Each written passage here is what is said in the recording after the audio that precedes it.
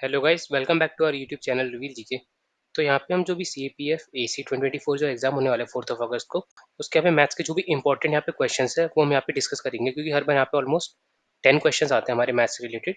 तो हम यहाँ पे जो मोस्ट इंपॉर्टेंट हमारे 10 to 12 जो टॉपिक्स है, जिनसे ऑलमोस्ट हर बार मतलब हर 2 बार में एक बार क्वेश्चन आ ही जाता है, तो वो हम यहाँ पे डिस्कस करेंगे। तो इस वीडियो से ऑलमोस्ट आप कह सकते हो कि 6 से 7 क्वेश्चन जो टॉपिक्स हैं वो मैच हो जाएंगे। और साथ में हमारे यहाँ पे चैनल पे हमने अभी जो डिफेंस करंट अफेयर्स है उसकी वीडियो यहाँ पे अपलोड कर दी है, और बाकी जो हमारे प्लेसेस इन न्यूज़ के करंट अफेयर्स है उसकी भी यहाँ पे वीडियो अपलोड कर दी है। अगर अब तक आपने वो नहीं देखी तो जाके देख सकते हो। और अगर आपको स्पेसिफिकली किसी भी यहाँ पे, जैसे टाइम तो बचा नहीं इस पेपर के लिए, पर स्पेसिफिकली आपको किसी भी टॉपिक का रिवीजन करना है, तो आप यहाँ पे जाके देख सकते हो। प्लेलिस्ट में हर एक इंडिविजुअल यहाँ पे टॉपिक के जो PYQs हैं उनकी यहाँ पे प्लेलिस्ट पड़ी हुई है, तो आप ये सब जाके देख सकते हो। और अगर आप अगला वाला टाइम देने वाले 2025, तो मैं आपसे बोलूँगा कि जो यहाँ पे CAPF के जितने PYQs है ये भी सारे कर लेने हैं। और जो हमारे जहाँ यहाँ पे हमारे CDS के जो PYQs है ये भी हमें सारे कर लेने हैं, चाहे आप CDS प्रिपेयर कर रहे हो चाहे CAPF प्रिपेयर कर रहे हो, क्योंकि UPSC दोनों करवाते हैं और बहुत बार क्वेश्चन इंटरचेंज होते रहते हैं, इसलिए बहुत ज़्यादा इंपॉर्टेंट है। तो अब यहाँ पे स्टार्ट करते हैं। तो यहाँ पे सबसे पहला हमारा मोस्ट इंपॉर्टेंट टॉपिक है वो यहाँ पे सर्कल। तो सर्कल में भी CDS से भी हर बार 4-5 क्वेश्चन आते रहते हैं, तो ऑब्वियसली CAPF में भी यहाँ पे कम से कम 1 या 2 यहाँ पे क्वेश्चन आएंगे। तो यहाँ पे सबसे पहले सर्कल के बेसिक यहाँ पे चीज़ें देख लेते हैं। तो सबसे पहले ये हो जाता है, जो पूरा होता है ये होता है हमारा सर्कमफेरेंस। सर्कमफेरेंस क्या होता है? ये होता है 2πr। फिर हम देखिए ये जो पार्ट है ये हो जाता है रेडियस। पूरा हो जाता है यहाँ पे वो हो जाता है डायमीटर। तो डायमीटर क्या होता है? सिंपली 2r हो जाता है। फिर अगर मैं यहाँ पे कुछ जो इंपॉर्टेंट चीज़ है वो अलग से यहाँ पे बताता हूँ, तो यहाँ पे हर बार ज़्यादातर जो क्वेश्चन आता है वो आता है टेंजेंट से रिलेटेड, कि आपका एक पॉइंट है, अब इस पॉइंट से क्या हो रहा है, आपने एक टेंजेंट ड्रॉ करा। अब अगर मान लो आपने 2 टेंजेंट ड्रॉ करे उसी पॉइंट से, तो क्या होगा, दोनों टेंजेंट इक्वल होंगे लेंथ में। तो अगर इसकी लेंथ यहाँ पे 10 सेंटीमीटर है तो इसकी भी लेंथ यहाँ पे 10 सेंटीमीटर ही होगी। फिर मान लो ये हो गया हमारे यहाँ पे सेंटर। अगर हम सेंटर पे एक परपेंडिकुलर ड्रॉ करेंगे, मतलब जो भी हम परपेंडिकुलर ड्रॉ करेंगे जहाँ पे हमारा पॉइंट टच हो रहा है, वो हमेशा यहाँ पे सेंटर से ही पास होगा। जैसे यहाँ पे मान लो यहाँ पे टच हो रहा है, तो अगर हम परपेंडिकुलर ड्रॉ करेंगे तो हमेशा सेंटर से पास होगा, मतलब ये हमारा रेडियस हो जाएगा, ये भी रेडियस हो जाएगा। और अगर हम अब देखें, जो हमारी ये दोनों ट्राइंगल है, दोनों हो क्या रहे हैं, ये दोनों हमारे यहाँ पे आपस में कॉन्ग्रुएंट है, क्योंकि ये हो गया हमारे यहाँ पे परपेंडिकुलर होता है 90 डिग्री। फिर ये दोनों यहाँ पे जो हमारी साइड्स हैं ये इक्वल है, और जो हमारे टेंजेंट है उनकी भी लेंथ इक्वल है, तो ये दोनों जो हमारे ट्राइंगल है ये दोनों कॉन्ग्रुएंट है। फिर अगर हम देखें कि अगर बहुत बार होता है कि सर्कल के अंदर की बात करें, अगर हमारा जो डायमीटर है उस डायमीटर से आप कोई भी ट्राइंगल बनाओगे, तो ये हमेशा यहाँ पे 90 डिग्री बनाएगा, चाहे आप यहाँ कर लो चाहे यहाँ कर लो, मतलब यहाँ पे तो ये हमेशा 90 डिग्री बनाएगा। तो ये भी चीज़ हमें यहाँ पे याद रखनी है। फिर देखें एक और चीज़,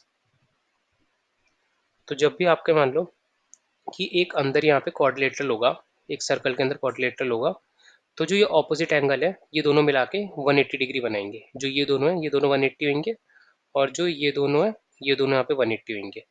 तो ये चीज़ भी हमें यहाँ पे याद रखनी है। फिर अगर यहाँ पे दो यहाँ पे अगर अंदर ही आपके कॉर्ड होंगे, जैसे मान लो एक कॉर्ड ये हो गया, दूसरा कॉर्ड ये हो गया, और अगर ये दोनों सेम लेंथ के हैं तो ये हमेशा इक्वल डिस्टेंस पे होंगे। अगर ये दोनों सेम लेंथ के हैं तो हमेशा इक्वल डिस्टेंस पे होंगे, किससे? यहाँ पे सेंटर से। और ये जो डिस्टेंस होता है हमेशा परपेंडिकुलर नापा जाता है, और ये परपेंडिकुलर बाइसेक्टर होता है। मतलब जैसे ये हमारी कॉर्ड हो गई, तो ये अगर पूरी कॉर्ड यहाँ पे 10 सेंटीमीटर की, तो ये ऊपर वाला यहाँ तक का पार्ट 5 है और नीचे वाला यहाँ तक का पार्ट 5 है। तो ये इसी तरीके से यहाँ पे डिवाइड करती है। फिर एक बार यहाँ पे एक और चीज़ आती है, वो आती है जैसे हमारा सर्कल हो गया, ये हो गया हमारा सेंटर, ये कॉर्ड। अब आपको कभी कभी ये एंगल गिवन होगा कि ये एंगल है कुछ जैसे 100 डिग्री, तो जब भी हम यहाँ पे ऊपर बनाएंगे तो ये एंगल हमेशा इस एंगल का हाफ होगा। तो ये एंगल कितना हो जाएगा? ये हो जाएगा यहाँ पे 50 डिग्री। और अब इसी हम कॉर्ड से, जैसा अभी तो हमने ऊपर बनाया, पर अगर हम नीचे की तरफ बनाएंगे एक एंगल, तो जो ये एंगल बनेगा ये इस वाले में से मतलब 180 माइनस ये वाला एंगल जो ऊपर वाला एंगल है, क्योंकि आप देख सकते हो ये इन द एंड यहाँ पे बन क्या रहा है, ये एक पूरा क्वाड्रेटर बन रहा है, आपस में मिला के क्या होता है 180।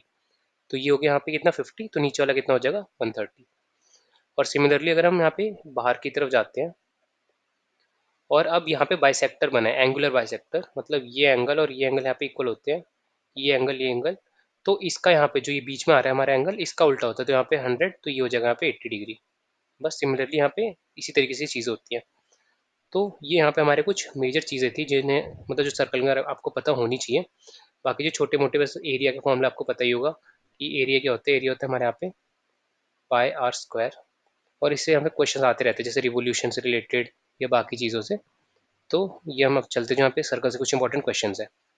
तो यहाँ पे पहला क्वेश्चन है, if the length of a cord, तो यहाँ पे if the length of a cord is 16 centimetre, यहाँ पे बोल के रहा है कि आपकी एक ये कॉर्ड है, अब इसकी लेंथ कितनी है, इसकी लेंथ है यहाँ पे 16 सेंटीमीटर, और डिस्टेंस क्या है, distance is 15 centimetre from the centre, तो ये सेंटर हो गया। अब ये आपका 15 है, ये पूरी कॉर्ड 16 है, मतलब ये 8 हो गई, ये 8 हो गई। अब हमें निकालना क्या, हमें रेडियस निकालना है, रेडियस मतलब ये। अब सिंपली क्या करना है, हमें पाइथागोरस लगा देना है। अब ये 15 है, ये 8 है, तो यहाँ पे क्या हो जाएगा, ये हो जाएगा यहाँ पे 17। तो अगर 15 का देखिए, 15 का होता है 225, 8 का होता है 64, तो ये हो गया यहाँ पे 289। तो ये हमारे 17 का स्क्वायर होता है। तो ऑप्शन नंबर 2 हमारे यहाँ पे करेक्ट है। सिंपली यहाँ पे पाइथागोरस थ्योरम लग गया कि हाइपोटेनस का स्क्वायर इज इक्वल टू यहाँ पे बेस का स्क्वायर प्लस हमारे परपेंडिकुलर का स्क्वायर। फिर यहाँ पे मैं आपको एक और चीज़ बता देता हूँ। कभी कभार आपका आता है, मतलब आपको जैसे ये पूरा एक सर्कल है, इसका हमें सिर्फ ये वाला एरिया दे रखा होता है। तो अब आपको करके थीटा गिवन होगा, कभी कभार आपकी जो ये आर्क है इसकी यहाँ पे लेंथ गिवन होगी, इसे हम आर्क कहते हैं, और फिर रेडियस में से मतलब कोई भी दो चीज़ यहाँ पे नॉर्मली गिवन होगी। तो जो हमारा बेसिक फॉर्मूला होता है वो arc is equal to r theta होता है। ये तब होता है जब हमारे यहाँ पे जो थीटा है ये रेडियन में है। थीटा किस में, हमारा रेडियन में। और अगर हम इसी में जब रेडियन में गिवन होगा, तो अगर हम एरिया निकालेंगे तो वो हो जाएगा हमारे यहाँ पे आर स्क्वायर थीटा बाई 2, ये एरिया हो जाएगा। पर अगर मान लो हमारा थीटा गिवन है डिग्री में, अब यहाँ पे अगर डिग्री में गिवन है हमारा थीटा, तो हम क्या करेंगे, तो हमारा जो आर्क हो जाएगा वो हो जाएगा पाई बाय 180 आर थीटा, और सिमिलरली जो एरिया हो जाएगा वो हो जाएगा यहाँ पे पाई आर स्क्वायर थीटा बाय 360। तो ये यहाँ पे मेजरली फॉर्मूलेस है। ऑलमोस्ट इन्हीं सब चीज़ों से यहाँ पे क्वेश्चन बनेंगे, इससे बाहर से कोई क्वेश्चन आने की कोई चांस नहीं है। फिर हम यहाँ पे अगला क्वेश्चन देखते हैं। तो हम यहाँ पे देखा है इन अ सर्कल, अब यहाँ पे सिंपली डायग्राम से देख लेते हैं। अब ये आप देख सकते हो, ये एक पॉइंट है, अब ये एक टेंजेंट जा रही है। तो अब आपको पता है कि टेंजेंट क्या परपेंडिकुलर ड्रॉ करेगी तो वो सेंटर से पास होगी। अब यहाँ पे कलर चेंज कर लेता हूँ। तो यहाँ पे अगर हम एक टेंजेंट ड्रॉ करेंगे, मतलब टेंजेंट से अगर हम परपेंडिकुलर ड्रॉ करेंगे, तो एक तो परपेंडिकुलर हो गई और ये हमेशा सेंटर से पास होगी। अब आप यहाँ पे देख सकते हो, ये भी हमारा रेडियस है, ये भी हमारा रेडियस है, तो ये दोनों की जो लेंथ होगी वो इक्वल होगी। तो हम मान लेते हैं ये भी वाई है, ये भी वाई है, या फिर आर आर कुछ भी मान लो। अब उसके बाद अगर हम इस वाले हमें निकालना क्या है, then the length of A B, तो ए बी मतलब यहाँ से लेके यहाँ, मतलब डायमीटर निकालना है हमें सर्कल का। अगर हमने रेडियस निकाल लिया तो सिंपली हमारा डायमीटर आ जाएगा। फिर अब हम आते हैं जो ये वाला ट्राइंगल है, अब इस ट्राइंगल में क्या है, ये हो गया हमारा पूरा जो हमारा हाइपोटेन्यूस हो गया, तो y+8, तो y+8 क्या होगा हमारा यहाँ पे हाइपोटेन्यूस हो गया। तो यहाँ पे y+8 हो गया हाइपोटेन्यूस। तो y मतलब हाइपोटेन्यूस का square is equal to base का स्क्वायर। बेस हो गया यहाँ पे 12, तो 12 का स्क्वायर प्लस जो हमारा परपेंडिकुलर, परपेंडिकुलर का स्क्वायर, तो ये क्या हो जाएगा y² प्लस 64 प्लस यहाँ पे 16y is equal to 144 plus y², तो y² से y² यहाँ पे कट जाएगा, ये हो जाएगा 16y इज इक्वल टू यहाँ पे 80, y इज इक्वल टू 5। तो y की वैल्यू क्या आ गई, y की वैल्यू जब 5 आ गई, तो ए बी क्या हो जाएगा, ए बी हमारा सिंपली y इंटू 2 10। तो ऑप्शन नंबर ए यहाँ पे हमारा करेक्ट आंसर हो जाएगा। फिर हम यहाँ पे अगले क्वेश्चन में चलते हैं। अब अगला क्वेश्चन है, यहाँ पे मैंने ऑप्शन नहीं दे रखा कि यहाँ पे जो हमारी वैल्यू है ये मतलब रूट में भी रूट में आएगी, तो इसने ऑप्शन दे नहीं रखा। तो यहाँ पे to circles with centre P and Q of radius 6 centimetre and 4 centimetre. तो अब यहाँ पे वो कह रहा है, यहाँ पे इन्होंने दे रखा है कि आपके दो सर्कल है कि छोटा वाला, इसके जो यहाँ पे रेडियस है, मतलब यहाँ से लेके यहाँ तक की जो लेंथ है ये है 4। और फिर जो बड़ा वाला जो सर्कल है, अब ये बड़ा वाला सर्कल इसका यहाँ पे सेंटर है, तो इसकी जो लेंथ है वो कितनी हो जाएगी, मतलब वो होगी 6, यहाँ पे दे रखा है। तो अब यहाँ पे ये 4 है, ये पूरा 6 है, तो ये वाली जो लेंथ है कितनी हो गई, ये होगी यहाँ पे 2। फिर उन्हें दे रखा है उसके बाद if the perpendicular bisector of P Q, अब perpendicular bisector of P Q मतलब ये एक तो 90 डिग्री भी फॉर्म कर रहा है और बाइसेक्ट कर रहा है, मतलब आधे आधे में डिवाइड कर रहा है। तो perpendicular bisector of P Q meets the पीकर सर्कल ए बी। अब यहाँ पे वो कह रहा है आधे आधे में डिवाइड कर रहा है, मतलब ये जो लेंथ है, अब मैं यहाँ पे थोड़ा बड़ा करके दिखा देता हूँ। ये हो गया हमारे यहाँ पे ए, यहाँ बीच में भी कुछ है नहीं, ये हो गया यहाँ पे पी, और यहाँ पे हो गया क्यू, और ये हो गया यहाँ पे ओ। तो अब यहाँ पे हमें गिवन क्या है कि ये परपेंडिकुलर बाइसेक्टर, मतलब एक तो 90 डिग्री भी फॉर्म कर रहा है, फिर हमारे इस वजह से क्या हो गया ये 1 1, जो आधे में डिवाइड हो गया, पूरी लेंथ 2 थी। फिर हमें यहाँ पे क्या दे रखा है रेडियस, अब यहाँ पे हमें और क्या दे रखा है, जो ये रेडियस है, रेडियस कितना है यहाँ पे 6। तो अब रेडियस 6 है, तो अब सिंपली हम यहाँ से ए ओ निकाल सकते हैं, और ए ओ इंटू 2 क्या हो जाएगा ए बी। तो यहाँ पे हो जाएगा 6 का स्क्वायर मतलब 36 इज इक्वल टू 1 का स्क्वायर प्लस, अब मान लो ये एक्स है हमारा, एक्स का स्क्वायर, तो ये क्या हो गया 35 इज इक्वल टू एक्स का square, x is equal to under root 35। तो ए बी क्या हो जाएगा, ए बी हो जाएगा सिंपली 2 अंडर रूट 35। तो इस तरीके से हमारा ये क्वेश्चन हो जाएगा। तो आपको जो आई होप्स आपको जो सारे क्वेश्चन यहाँ पे समझ में आ रहे होंगे। बस इसी तरीके यहाँ पे क्वेश्चन आएंगे, इससे आप मतलब आप एक बार ये सारे क्वेश्चन खुद पहले ट्राई कर लेना कि आपसे हो रहे नहीं हो रहे। अगर हो रहे तो बहुत अच्छी बात है, नहीं हो रहे तो यहाँ पे समझ लो और फिर दोबारा से यहाँ पे इस तरीके जो क्वेश्चन है वो और अपनी तरफ से यहाँ पे लगा लेना। फिर हम चलते हैं यहाँ पे अगले क्वेश्चन पे। तो यहाँ पे अगला क्वेश्चन है A B and C D are two parallel chords of a circle of radius. तो यहाँ पे सिंपली देखिए तो यहाँ पे दे रखा है जो ये रेडियस है ये 13 सेंटीमीटर, ये वाला भी यहाँ पे 13 सेंटीमीटर क्योंकि रेडियस है। फिर दे रखा है ए बी की लेंथ क्या है, ए बी ये पूरा है हमारा 10, तो एक साइड का कितना हो जाएगा 5। जब ए बी पूरा 10 है तो एक साइड का 5 हो जाएगा। फिर सी डी है जो पूरा, सी डी यहाँ पे 24, तो एक साइड का क्या हो जाएगा 12। अब यहाँ पे हमें सिंपली जैसे हमने ये वाला ट्रायंगल लिया तो ये वाली लेंथ क्या, ये वाली लेंथ है हमारी 12, ये है 13, तो अब यहाँ पे हम पाइथागोरस लगाएंगे। तो जो आपको पता होगा जो ट्रिपलेट बनता है वो यहाँ पे 5, 12 और 13 बनता है। तो सिंपली यहाँ से जो ये वैल्यू ये कितनी आ जाएगी, हो जाएगी 5। फिर हम अब इस बड़े वाले ट्रायंगल में लगाते हैं जो A D A P O है। अब इसमें क्या लगाएंगे, इसमें ये वाली लेंथ हमारी 13, ये 5, तो ये पूरा क्या हो जाएगा, ये पूरा हो जाएगा 12, पूरा यहाँ से लेके यहाँ तक। तो सिंपली हमें निकालना क्या है, find the distance between both of them. तो हमें सिंपली ये डिस्टेंस निकालना है यहाँ से लेके यहाँ तक। तो ये 5 है, ये पूरा 12 है, तो ये डिस्टेंस कितना हो जाएगा, ये डिस्टेंस हो गया यहाँ पे 7, ये हो गया यहाँ पे 7। तो ऑप्शन नंबर 1 यहाँ पे करेक्ट हो गया। तो आई होप से आपको चीज़ समझ में आ रही होगी। तो इस तरीके से आप क्वेश्चन करते रहना, हो जाएगा ये। फिर हमारे यहाँ पे नेक्स्ट क्वेश्चन है two common tangents A C and B D touch two equal circles. अब यहाँ पे थोड़ा आप डायग्राम से कंफ्यूज हो सकते हो। यहाँ पे मान लो ये एक ये पॉइंट पे टच हो रहा है, दूसरा पॉइंट ये है, फिर ऊपर वाले टेंजेंट का पॉइंट ये है। अब यहाँ पे हम दो यहाँ पे सबसे ले लेते हैं जो हमारे सेंटर्स है। अब यहाँ पे बोले यहाँ से जो बी डी है, बी डी यहाँ पे 48 और जो रेडियस है वो यहाँ पे 7 सेंटीमीटर। रेडियस मतलब ये है 7, दोनों का रेडियस सेम है। तो अब यहाँ पे देख सकते हो अगर हम ये जो यहाँ पे डिस्टेंस बनाएंगे तो ये भी क्या होगा, एकदम इक्वल होगा। आप देख सकते हो पूरे यहाँ पे क्या बन रहा है, एक रेक्टेंगल बन रहा है, तो ये दोनों सेम है और ये दोनों सेम है। तो अब अगर हम यहाँ पे देखते हैं ये वाला जो हमारा ट्राइंगल है, इस ट्राइंगल में ये वाला जो ट्राइंगल, अब ये देख सकते हो ये भी यहाँ पे 7 है, अब ये पॉइंट है, ये भी यहाँ पे 7 है, और ये जो यहाँ पे ये जो पूरी लेंथ है ये इसमें क्या जो ये होगी, दोनों ट्रायंगल बन रहे हैं हमारे, ये वाला पूरा ट्रायंगल, ये वाला पूरा ट्रायंगल, ये दोनों ट्रायंगल हमारे क्या होंगे, कॉन्ग्रुएंट होंगे। तो कॉन्ग्रुएंट होते हैं मतलब अब जो ये दोनों हमारा एंगल है, ये दोनों एंगल इक्वल है। फिर आप देख सकते हो ये दोनों हमारे यहाँ पे लेंथ इक्वल है, ये 90 डिग्री है, तो यहाँ पे ये दोनों क्या हो जाएंगे, कॉन्ग्रुएंट हो जाएंगे। अब कॉन्ग्रुएंट हो रहे हैं तो क्या हो रहा है, ये जो हमारी लेंथ है ये और ये लेंथ इक्वल हो जाएगी और ये वाली लेंथ इक्वल हो जाएगी। तो अब यहाँ पे मैं रब कर दी थोड़ा, यहाँ पे ज़्यादा हो गया। तो यहाँ पे अब होगा क्या, जब आप देख सकते यहाँ पे ये वाली लेंथ इक्वल है और ये इक्वल है और ये इक्वल है और ये इक्वल है।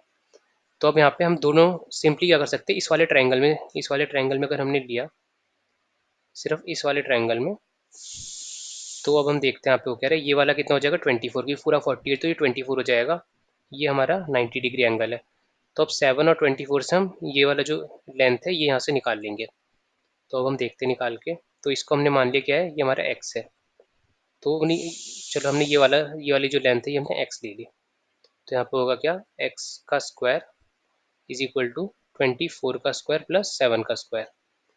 तो यहाँ पे 24 का होता है यहाँ पे 576 प्लस 7 का होता है यहाँ पे 49, तो ये हो गया 625। तो x का स्क्वायर हो गया यहाँ पे 625। तो x कितना हो गया, x हो गया यहाँ पे 25। तो अब एक डिस्टेंस जब 25 है तो दूसरा डिस्टेंस भी यहाँ पे 25 होगा। तो जो हमारी पूरी ए से जो बी की लेंथ है, ए से सी की लेंथ है वो कितनी हो जाएगी, वो हो जाएगी हमारे यहाँ पे 50। तो यहाँ पे ऑप्शन नंबर 4 हमारा करेक्ट है। तो अब सबको जो सारी चीज़ यहाँ पे समझ में आई होंगी। जो यहाँ पे मैंने क्वेश्चंस लिए यहाँ पे मतलब जो मोस्ट डिफिकल्ट क्वेश्चंस है उनमें से मैंने यहाँ पे कुछ लिए हैं। तो अगर आप ये क्वेश्चन यहाँ पे समझ में आ जा रही है, क्वेश्चन कर पा रहे हो, तो ऑलमोस्ट इस तरीके के यहाँ पे हर एक क्वेश्चन कर पाओगे। और जहाँ पे मैंने फॉर्मूले बताए या फिर जो बीच में यहाँ पे कॉन्सेप्ट बताए वो सब भी आप एक एक बार देख लेना, तो सर्कस की जितनी भी क्वेश्चन है आप बहुत ही ईजिली कर पाओगे। तो हम चलते अपने यहाँ पे सेकंड टॉपिक पे। तो हमारा नेक्स्ट टॉपिक है ट्राइंगल्स। तो ट्राइंगल्स से भी हर बार यहाँ पे सीडीएस में भी बहुत क्वेश्चन आते हैं और सीपीएफ में भी एक या फिर दो क्वेश्चन यहाँ पे नॉर्मली आते हैं। तो सिंपली यहाँ पे जो बेसिक यहाँ पे प्रॉपर्टीज वाले ट्राइंगल की बता देता हूँ कि जो भी यहाँ पे ट्राइंगल की तीन से साइड्स होती है उसमें से दो साइड्स का जो सम होता है वो हमेशा तीसरी साइड से यहाँ पे बड़ा होगा। मतलब अगर यहाँ पे हमारी एक साइड 5 है, दूसरी 3 है, तो मतलब ये जो सम आ रहा है ये 8 आ रहा है, तो जो हमारी ये तीसरी साइड होगी हमेशा 8 से कम होगी। अब 8 से मतलब हमेशा कम ही होनी चाहिए, 7.5 कुछ भी हो जाए, 1 हो जाए, पर ये हमेशा 8 से कम होगी और 0 से मतलब ऑब्वियसली बड़ी होगी। तो ये चीज़ हमें पता होनी चाहिए। फिर अगर हम देखें कुछ एरिया निकालने के जो यहाँ पे फॉर्मूले होते हैं तो एक आपने सुना होगा यहाँ पे, ये under root S, S minus A, S minus B, S minus C. तो अब इसमें क्या है, इसमें जैसे हमारी एक ट्रायंगल दे रखा है, भी ट्रायंगल कोई भी हो सकता है, चाहे इक्विलेटरल हो, चाहे स्केलन हो, चाहे आइसोसेलेस हो। जैसे मान लो आपकी साइड हो गया यहाँ पे 5, 6 और 7। तो अब आपको ये तीन साइड दे रखी है, तो एस क्या होता है, एस होता है इन तीनों साइड्स का सम डिवाइडेड बाई 2, मतलब 7 प्लस 5 12 प्लस 6 18, 18 डिवाइडेड बाई 2, तो ये हो गया 9। तो यहाँ पे क्या हो जाएगा, एस की जगह पे हम रखेंगे 9। फिर सबसे 9 माइनस मतलब 9 माइनस 5, ये हो जाएगा यहाँ पे 4। फिर 9 माइनस 6 3, 9 माइनस 7 2। तो इन तीनों को मल्टीप्लाई करके ये क्या आ जाएगा, ये आ जाएगा यहाँ पे एरिया इस ट्राइंगल का। तो ये इस तरीके से हम यहाँ पे एरिया निकाल सकते हैं। फिर अगर हम जैसे इक्वलेटर ट्राइंगल की बात करें तो वो क्या होता है, √3/4 a²। तो ये तो हमें ऑब्वियसली हमेशा पता ही होना चाहिए। तो यहाँ पे ये कुछ थे। फिर जो यहाँ पे सबसे इंपॉर्टेंट हमारी चीज़ आती है हमेशा ट्राइंगल से रिलेटेड, वो आजकल यहाँ पे सबसे ज़्यादा क्वेश्चन क्या पूछा जा रहा है कि आपका ये हो गया यहाँ पे राइट एंगल ट्राइंगल। अब यहाँ पे ए बी सी, अब यहाँ से हम एक परपेंडिकुलर ड्रॉ करते हैं। परपेंडिकुलर जो हमारा ए सी मतलब जो यहाँ पे हाइपोटेन्यूस है उस पर एक परपेंडिकुलर ड्रॉ कर रहे हैं, मतलब ये 90 डिग्री पे कट कर रहा है। तो अब इससे बहुत बार क्वेश्चन आता है, कभी कभी कभार से पूछ देता है बी डी की यहाँ पे लेंथ बताओ, कभी कभार पूछ देता है ए सी की लेंथ बताओ, कुछ और गिवन होगा। तो इसके यहाँ पे जो भी यहाँ पे सारे फॉर्मूले वो यहाँ पे मैं बता दे रहा हूँ। तो सबसे पहले यहाँ पे फॉर्मूला है हमारा 1/AB का स्क्वायर प्लस 1/BC का square is equal to 1/BD का स्क्वायर। तो अब यहाँ पे देख सकते हो क्या हो रहा है, 1 अपॉन इसका स्क्वायर, 1 अपॉन इसका स्क्वायर, अपॉन 1 अपॉन जो यहाँ पे हमने परपेंडिकुलर यहाँ पे ड्रॉ करी है उसका स्क्वायर। तो ये बहुत ज़्यादा इंपॉर्टेंट यहाँ पे फॉर्मूला है। फिर अगला यहाँ पे हमारा सीधा यहाँ पे P is equal to under root, ये हो गया एक A B into B C. तो सिंपली जो यहाँ पे परपेंडिकुलर है इसकी लेंथ हम इससे भी निकाल सकते हैं, इससे भी निकाल सकते हैं, ये दोनों एक ही चीज़ है। फिर यहाँ पे अगर और बताऊँ तो एक यहाँ पे एक और चीज़ बनती है, वो होती है यहाँ पे A B into B C is equal to B D into A C. अब यहाँ पे ये हो क्यों रहा है, सिंपली अगर आप ट्राइंगल देखोगे तो ये ट्राइंगल है, इस ट्राइंगल का एरिया क्या होगा, half base B C into height A B, तो half B C into A B. फिर अगर हम इस ट्राइंगल को इस तरफ से देखें कि ये हमारा बेस हो गया, ये परपेंडिकुलर। अब इस तरीके से देखें तो बेस क्या हो गया, बेस हो गया यहाँ पे ए सी, और परपेंडिकुलर क्या हो गया बी डी, तो half B D into A सी। तो ये दोनों एरिया मतलब ये दोनों इक्वल होंगे हमेशा। फिर अगला होता है हमारे यहाँ पे एक A B square upon B C square is equal to A D upon C D.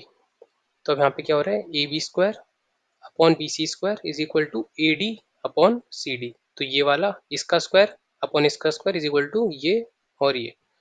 तो ये यहाँ पे कुछ हमारे कुछ इंपॉर्टेंट फॉर्मूलेस थे। तो जो भी यहाँ पे सारे फॉर्मूले हैं ये आपको ऑब्वियसली पता होने चाहिए। फिर यहाँ पे एक और फॉर्मूला है वो भी यहाँ पे लिख दे रहा हूँ, वो होता है हमारे यहाँ पे A B square is equal to A D into A सी।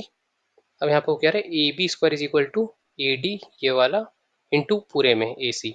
तो सिंपली अगर हम बी सी देखें तो बी सी का स्क्वायर क्या हो जाएगा, वो हो जाएगा यहाँ पे सिंपली सी डी मतलब ये वाली लेंथ अपॉन पूरा ए सी। तो यहाँ पे कुछ फॉर्मूले थे, पर आपको बेसिकली मैं अगर बताऊँ तो आपको एक तो ये पक्का याद रखना है। फिर अगर मैं बताऊँ आपको अगला, तो यहाँ पे जो ये वाला फॉर्मूला ये भी आपको याद रखना है। और बाकी यहाँ पे जो बेसिक चीज़ें आप थोड़ी समझ सकते हो, तो मेजरली चीज़ें यहाँ आती हैं। फिर आपसे यहाँ पे कभी कभी क्या पूछ लेता है कि ऑर्थो सेंटर क्या बना, ऑर्थो सेंटर क्या होता है, फिर क्या बनाता है। तो यहाँ पे सिंपली एक हमारा अगर ट्रायंगल होता है तो उस ट्रायंगल में जो हम एल्टीट्यूड ड्रॉ करते हैं, एल्टीट्यूड मतलब परपेंडिकुलर जो होते हैं यहाँ पे जैसे एक ये हो गया हमारा एल्टीट्यूड, फिर इस वाले में ये हो गया हमारा एल्टीट्यूड, सिमिलरली यहाँ पे ये हो गया हमारा एल्टीट्यूड। तो जो ये पॉइंट है, ये पॉइंट होता है हमारे यहाँ पे ऑर्थो सेंटर। तो ये हो जाता है हमारा ऑर्थो सेंटर, और ये क्या बनाते हैं, एल्टीट्यूड्स, एल्टीट्यूड्स। फिर अगला हमारा यहाँ पे वो होता है यहाँ पे circum centre, circum centre perpendicular bisectors बनाते हैं कि ये ट्रायंगल हो गया। अब एक तो परपेंडिकुलर भी और जो सामने वाली लाइन है उसको डिवाइड भी कर रहे हैं, तो ये एक तो 90 डिग्री भी और ये दोनों भी इक्वल है। सिमिलरली यहाँ पे भी 90 डिग्री भी, ये दोनों भी इक्वल, और यहाँ पे भी 90 डिग्री भी है और ये दोनों भी इक्वल है। तो ये होता है हमारे यहाँ पे सर्कम सेंटर, सर्कम सेंटर। फिर अगले हमारे यहाँ पे इन सेंटर। अब इन सेंटर एंगुलर बाइसेक्टर्स बनाते हैं कि ये हो गया हमारा ट्रायंगल।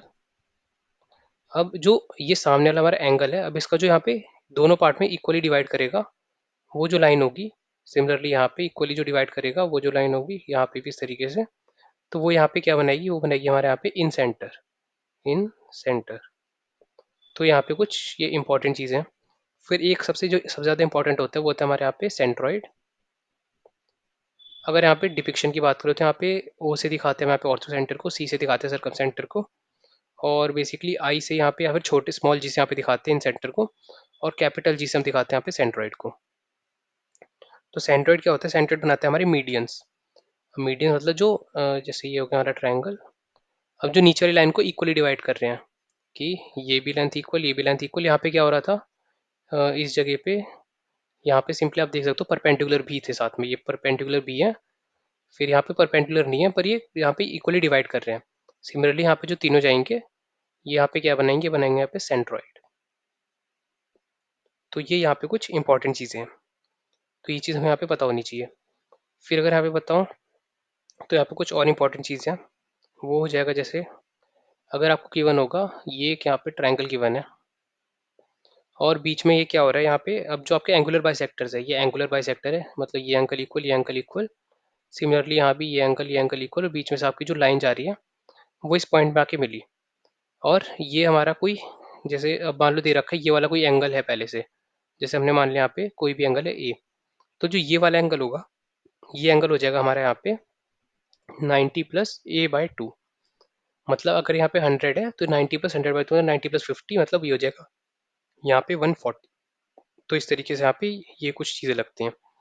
फिर सिमिलरली अगर हम और एक्सटेंड करते हैं और बाहर की तरफ अगर एंगुलर बाइसेक्टर बनाते हो तो ये एंगल इक्वल, और ये एंगल, और ये एंगल इक्वल। तो जो ये वाला हमारा एंगल हो जाता है, ये एंगल हो जाएगा हमारा यहाँ पे 90 माइनस ए बाई टू। यहाँ पे हो जाएगा ये वाला हमारा angle 90 minus A by two. तो यहाँ पे ये चीज़ यहाँ पे हमें पता होनी चाहिए। तो ये यहाँ पे हमारे कुछ मेजर थे। फिर यहाँ पे एक और इम्पॉर्टेंट यहाँ पे कोई और क्वेश्चन आ जाता है तो सीधा यहाँ पे फॉर्मूला बेस्ड है। जैसे हमें ये एक ट्रायंगल दे रखा है, अब ये और यहाँ पे सामने एक परपेंडिकुलर गिवन है, ये भी 90 डिग्री है। अब यहाँ पे आपको मान लो कोई भी एक एंगल गिवन होगा, जैसे कि कभी कभी ये होगा कि ये 90 डिग्री है, या फिर ये एंगल कुछ भी गिवन हो, इसको हमने बी मान लिया, ये हो गया, ये सी। और फिर बोलते हैं कि जो ये वाला एंगल है इसको हमने क्या करा, एक बाइसेक्टर ड्रॉ करा। बाइसेक्टर तो एंगल इक्वली डिवाइड हो रहा है, तो ये जैसे पॉइंट आया यहाँ पे, तो ये वाला इक्वल है, ये वाला इक्वल है। तो आपसे कभी अगर पूछ लेते हैं कि इस वाले जो ये हमारे यहाँ पे जो इन दोनों के बीच में यहाँ पे क्या बन रहा है एंगल, उसका यहाँ पे आपको बताना होता है कि वो कितना डिग्री एंगल है। तो अगर मैं यहाँ पे बताऊँ तो जैसे एम ए एन की यहाँ पे वो पूछता है कि एंगल एम ए एन क्या होगा, तो सिंपली ये क्या हो जाता है, ये हो जाता है हमारा half angle B minus angle C. तो ये जाता है सिंपली हमारा half into angle B minus angle C. तो ये चीज़ भी हमें यहाँ पे कुछ याद रखनी है। फिर अगर मैं आगे चलूँ तो यहाँ पे ये क्वेश्चन हमारे यहाँ पे इन सर्कल के बारे में, क्योंकि देख रखो इन सब्सक्राइब वो इंस्क्राइब सर्कल है, determine the radius of the inscribe circle, मतलब ये हमारा ट्राइंगल है, इसके अंदर एक सर्कल है। अब हमें क्या करना है, उस सर्कल का यहाँ पे रेडियस बताना है कि वो उसका रेडियस क्या है।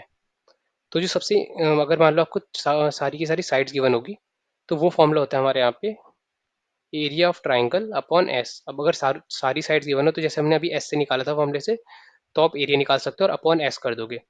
तो जैसे यहाँ पे क्या दे रखा है, ये 6 है, ये 10 है, ये 14 है, तो ये मिला के एस क्या हो गया यहाँ पे 30/2 15। फिर अगर हम यहाँ पे ले 15, फिर हो गया 15 9 5 और यहाँ पे 1। तो अब यहाँ पे देखिए 3 इंटू 5 15 को लिख सकते हैं, फिर 3 इंटू 3 9 को लिख सकते हैं, और फिर हम यहाँ पे 5 को लिख सकते हैं, यहाँ पे 5। तो यहाँ पे देख सकते हो ये और यहाँ पे कॉमन आ गया, तो 15 बाहर आ गया अंडर रूट 3, और नीचे एस है, एस मतलब यहाँ पे 15 है ही, तो 15 से 15 कट गया और √3 यहाँ पे बच गया, तो ऑप्शन नंबर 2 हमारे यहाँ पे करेक्ट आंसर हो जाएगा। तो यहाँ पे ये एरिया का फॉर्मूला था, मतलब ये इन रेडियस का फॉर्मूला था, ये भी हमें यहाँ पे पता होना चाहिए। फिर इसी तरीके से हमारा कभी कभार सरकम रेडियस भी आ जाता है, तो यहाँ पे हम निकालना है सरकम रेडियस। सरकम रेडियस मतलब कि हमारा एक यहाँ पे पहले सर्कल है और ये हमारा ट्रायंगल है। अब सिंपली मान लो ये 6 है, ये 10 है, ये 14 है, तो हम कैसे निकालेंगे, तो इसका होता है हमेशा A B C upon 4 times of area of angle. तो अब देखिए ए बी सी के यहाँ पे simply 6 into 10 into 14 upon 4 times of area of triangle. Area of triangle क्या आया था 15√3। ये हमने पिछले से निकाल लेते हैं, इसलिए मैं यहाँ पे दोबारा नहीं कर रहा। तो 15√3 आया था। अब इस तरीके से आप पूरी कैलकुलेशन करके ये पूरा एरिया यहाँ पे निकाल सकते हो। फिर यहाँ पे एक और बता देता हूँ आपसे। तो यहाँ पे अगर कुछ आता है, मान लो अगर हमारा एक राइट एंगल ट्राइंगल होगा, तो इन रेडियस क्या बनेगा, इन रेडियस हो जाएगा सिंपली हमारे यहाँ पे R is equal to P plus B minus H by two. और अगर यहाँ पे सरकम रेडियस पूछा जाएगा, तो सरकम रेडियस हो जाएगा सिंपली हमारा आर बाई टू। तो ये यहाँ पे सारे जो फॉर्मूले यहाँ पे इंपॉर्टेंट चीज़ें यहाँ पे कवर करवा दे रहा हूँ, इन्हीं से यहाँ पे क्वेश्चन बन सकता है, तो ये अच्छे से आप एक बार देख लें।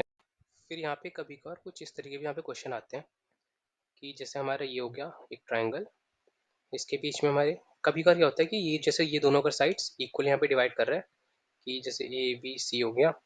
अगर पूरी लेंथ यहाँ पे 10 है, ये 5 है, ये 5 है, तो अगर ये 6 है तो सिंपली ये इसके यहाँ पे डबल हो जाएगी, 12 हो जाएगी। और ये अगर 4 है तो ये भी इसकी डबल हो जाएगी, 8। और तो जो रेशियो चलता है, तो यहाँ पे अगर मान ले ई और एफ, तो जो रेशियो चलता है वो हमेशा सेम रहता है, ई अपॉन ई बी। तो यहाँ पे अगर नीचे से यहाँ पे ये 1:1 है, तो यहाँ भी 1:1 हो जाएगा। तो ये यहाँ पे रेशियो चलता है, और ये हमेशा डबल में चलता है। क्योंकि यहाँ पे क्या हो रहा है कि अगर आप यहाँ पे देखोगे इस वाले ट्राइंगल में और इस वाले बड़े वाले ट्राइंगल में, तो ये रेशियो डबल हो जाएगा। फिर अगर इसी तरीके से आपका कुछ रैंडमली यहाँ पे रेशियो होगा, जैसे मैं यहाँ पे लेट लेके चलता हूँ कि यहाँ पे 2:1 में यहाँ पे डिवाइड कर रहा है। फिर अगर आपको दे दिया ये यहाँ पे 3 सेंटीमीटर है, तो ये वाली जो हमारी साइड है ये कितनी सेंटीमीटर हो जाएगी यहाँ से यहाँ तक। तो सिंपली आप देख सकते हो 2:1 में यहाँ पे डिवाइड करेगा, तो ये 3 है, तो ये कितनी हो जाएगी, ये हो जाएगी यहाँ पे 1.5 सेंटीमीटर। और अगर इन दोनों का देखें, तो अगर मान लो ये यहाँ पे हमारी है 8 सेंटीमीटर, तो ये कितनी हो जाएगी, ये जैसे ये वाला है, ये होता है ऊपर 2 और नीचे 2+1, जो कि यहाँ पे टोटल रेशियो है 2+1। तो मतलब 2:3 की रेशियो में सिंपली यहाँ पे ये 1, और ये कितना 1+1 2, तो 1:2 के रेशियो में, तो यहाँ पे हो जाएगी सिंपली 12। तो इस तरीके से यहाँ पे क्वेश्चन आ सकते हैं हमारे ट्राइंगल से। फिर हमारे यहाँ पे अगला टॉपिक है मेंसुरेशन। तो सिंपली यहाँ पे बहुत बार क्या होता है कि कोई भी हमारे यहाँ पे वो जैसे स्फीयर दिया होता है, क्यूब दिया होता है, तो आपस में इंटरचेंज होते रहते हैं, जो इनकी मतलब वॉल्यूम होता है वो ओवरऑल वॉल्यूम सिमिलर रहता है। तो उस तरीके बता देता हूँ यहाँ पे क्या होता है कि जैसे आपको ये पूरा एक यहाँ पे स्फीयर गिवन होगा। अब स्फीयर यहाँ पे पूरा फील्ड है, अब इससे हम यहाँ पे क्या बना रहे हैं, एक यहाँ पे सिलेंडर बना रहे हैं। अब इस सिलेंडर के यहाँ पे कुछ मान लो आर गिवन होगा रेडियस, और यहाँ पे स्फीयर का यहाँ पे रेडियस गिवन होगा। तो हमें बतानी होती है स्फीयर की हाइट क्या होती है। तो अब इसमें क्या होगा, जो ओवरऑल यहाँ पे वॉल्यूम है, अगर ये पूरा इंटरनली फील्ड है और ये भी इंटरनली फील्ड है, तो इनका वॉल्यूम हमेशा सेम होगा। मतलब अगर इसका वॉल्यूम क्या होता है 4/3 pi R Q is equal to, यहाँ पे स्क्वायर का हो जाता है पाई, जैसे ये आर अलग है, पाई आर स्क्वायर एच। तो सिंपली हम यहाँ से एच निकाल लेंगे, क्योंकि हमारे पास पाई से पाई यहाँ पे कट जाएगा, आर भी है और स्मॉल आर भी है, तो हम यहाँ से एच निकाल लेंगे। तो इस तरीके यहाँ पे क्वेश्चन आते रहते हैं। कभी कभार ऐसा भी आता है कि एक हमें पूरा यहाँ पे लार्ज स्क्वायर दे रखा होता है, उससे हमने मान लो कुछ n number of small square निकालने, उसका यहाँ पे रेडियस गिवन होगा, तो कितने हमारे पे स्क्वायर निकल जाएंगे। तो सिंपली बड़े वाले यहाँ पे स्क्वायर का वॉल्यूम, तो 4/3 पाई आर क्यूब अपॉन छोटे वाले अगर सारे इक्वल है, तो यहाँ पे 4/3 यहाँ पे आर क्यूब, और नीचे क्या तो ऊपर आ जाएगा यहाँ पे सिंपली एन। तो अब इस पूरे को जब हम काटेंगे तो एन की यहाँ पे वैल्यू आ जाएगी, मतलब ये एन के इक्वेट में होगा यहाँ पे सिंपली। तो यहाँ पे एन की वैल्यू आ जाएगी जब इस पूरे को हम डिवाइड करेंगे। तो सिंपली यहाँ पे जो ये क्वेश्चन है, यहाँ पे सिंपली एक एक करके यहाँ पे वॉल्यूम्स और जो भी यहाँ पे चीज़ें ये सारी हम यहाँ पे देख लेते हैं। तो सबसे पहले हम यहाँ पे देखते हैं स्फीयर और हेमिस्फीयर के बारे में। तो स्फीयर का अगर हम देखें टोटल सरफेस एरिया क्या होता है, स्फीयर का टोटल सरफेस एरिया और कर्व सरफेस एरिया सेम ही होते हैं, तो वो होता है हमारे यहाँ पे 4πr²। तो ये होता है स्फीयर का टोटल सरफेस एरिया। फिर अगर स्फीयर का देखें, स्फीयर का होता है टोटल सरफेस एरिया 3πr², और कर्व सरफेस एरिया होता है यहाँ पे 2πr²। तो अगर यहाँ पे हेमिस्फीयर का बता देता हूँ, जैसे ये हमारा हेमिस्फीयर हो गया। अब ये जो ये साइड वाला पूरा है, ये है यहाँ पे 2πr², पर ऊपर भी एक सर्कल है। अब अगर ये ऊपर वाला सर्कल हम नहीं गिनेंगे, तो ये कर्व सरफेस एरिया होगा 2πr²। अगर ये ऊपर वाला सर्कल है, इसका इसका एरिया क्या है πr²। अगर ये भी हम काउंट कर लेंगे तो बन जाएगा टोटल सरफेस एरिया, और वो कितना हो जाएगा यहाँ पे 3πr²। तो यहाँ पे हेमिस्फीयर की जो सरफेस एरिया है। फिर अगर यहाँ पे वॉल्यूम का देखें, तो स्फीयर का वॉल्यूम क्या होता है 4/3 πr³ और हेमिस्फीयर क्या होता है यहाँ पे सिंपली हाफ हो जाता है 2/3 πr³। तो ये होता है हमारे यहाँ पे कुछ स्फीयर और हेमिस्फीयर से रिलेटेड। तो ये सारी चीज़ें हमें यहाँ पे याद रखनी है। फिर अगर हम और देखें, तो अगर यहाँ पे क्यूब का बताऊँ, तो क्यूब का सिंपली हर एक साइड इक्वल होती है। तो जो एक साइड का यहाँ पे एरिया क्या होता है a², तो टोटल एरिया क्या हो जाएगा 6a²। तो ये हो जाएगा यहाँ पे 6a² यहाँ पे टोटल एरिया। वॉल्यूम क्या हो जाएगा, वॉल्यूम हो जाएगा यहाँ पे a³ मतलब सिंपली जैसे ये हो गया, चलो यहाँ पे इस तरीके से बना देता हूँ। तो ये हमारा हो गया यहाँ पे एक क्यूब। तो क्यूब में क्या हो रहा है, ये भी ए है, ये भी ए है, और जो ये है ये भी ए है। तो इन तीनों को जब हम मल्टीप्लाई करते हैं तीनों साइड्स को, तो यहाँ पे वॉल्यूम निकल आता है। तो ये हो गया यहाँ पे वॉल्यूम। फिर अगर क्यूबॉइड में देखें, क्यूबॉइड क्या होता है, जैसे स्क्वायर, वो जो क्यूब होता है वो स्क्वायर का होता है, क्यूबॉइड यहाँ पे सिंपली रेक्टेंगल का होता है। तो जैसे ये हो गया हमारे यहाँ पे क्यूबॉइड। अब क्यूबॉइड में यहाँ पे क्या होता है, एल बी एच होते हैं, लेंथ होती है, ब्रेथ होती है, और हाइट होती है। तो अगर हम यहाँ पे वॉल्यूम सबसे पहले एरिया का देखें, तो जैसे ये वाला एरिया, इसका एरिया क्या हो जाएगा, मान लो ये जैसे हो गई हमारे यहाँ पे विथ, यहाँ मतलब यहाँ पे विथ ले लेते हैं, और ये हो गया यहाँ पे हाइट। तो बी इंटू एच। सिंपली अगर हम ये ऊपर वाला जो सरफेस है अगर उसका देखें, तो वो क्या हो जाएगा, वो हो जाएगा लेंथ इंटू ब्रेथ, ये एच था। और अगर हम देखें जो ये वाला फेस है, ये वाला फेस, ये क्या यहाँ पे लेंथ इंटू हाइट, तो लेंथ इंटू हाइट। अब यहाँ पे देख सकते हो ये और जो पीछे वाला फेस है ये सेम है, जो आगे वाला फेस है पीछे वाला फेस है ये सेम है। तो यहाँ पे टू टू टू। तो सिंपली जो यहाँ पे सिंपली एरिया जो टोटल एरिया हो जाएगा यहाँ पे, वो हो जाएगा two L B plus B H plus L H. और यहाँ पे वॉल्यूम क्या हो जाता है, वॉल्यूम हो जाता है एल बी एच। और अगर सिमिलरली कभी अगर आपसे पूछे कि यहाँ पे ये हमारा जो डायगनल है वो क्या होगा, वो जगह पे under root L B H diagonal. और ऊपर वाले में जो अगर क्यूब में देखे, क्यूब में होता है रूट थ्री ए। तो ये हो जाता है यहाँ पे डायगनल। तो ये थे हमारे कुछ क्यूब के और यहाँ पे क्यूबॉइड के। फिर यहाँ पे मैं कोन का भी बता देता हूँ। कोन का जो यहाँ पे टोटल एरिया होता है वो क्या होता है, सबसे पहले अगर हम कोन देखें, तो ये हो गया हमारा कोन।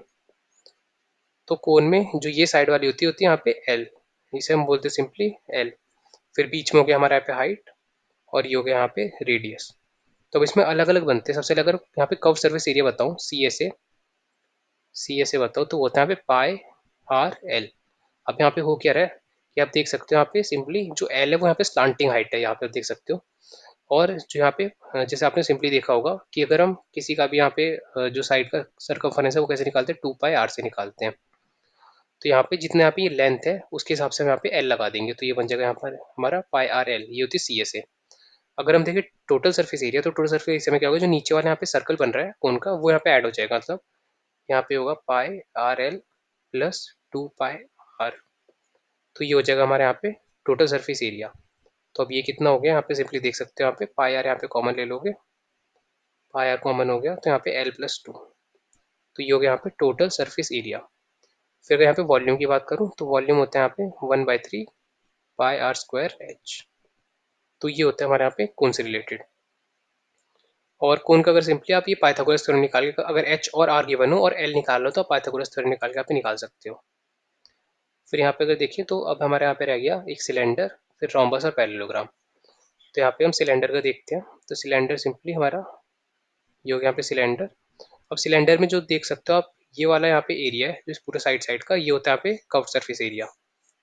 तो कर्व सरफेस एरिया यहाँ पे क्या होता है, सिंपली यहाँ पे होता है हमारा, अब यहाँ पे देखोगे कि एक, जैसे एक सर्कल मान लो, एक सर्कल क्या होता है टू पाई आर, और कितनी बार यहाँ पे एच सर्कल्स है, तो ये क्या हो जाएगा टू पाई आर एच।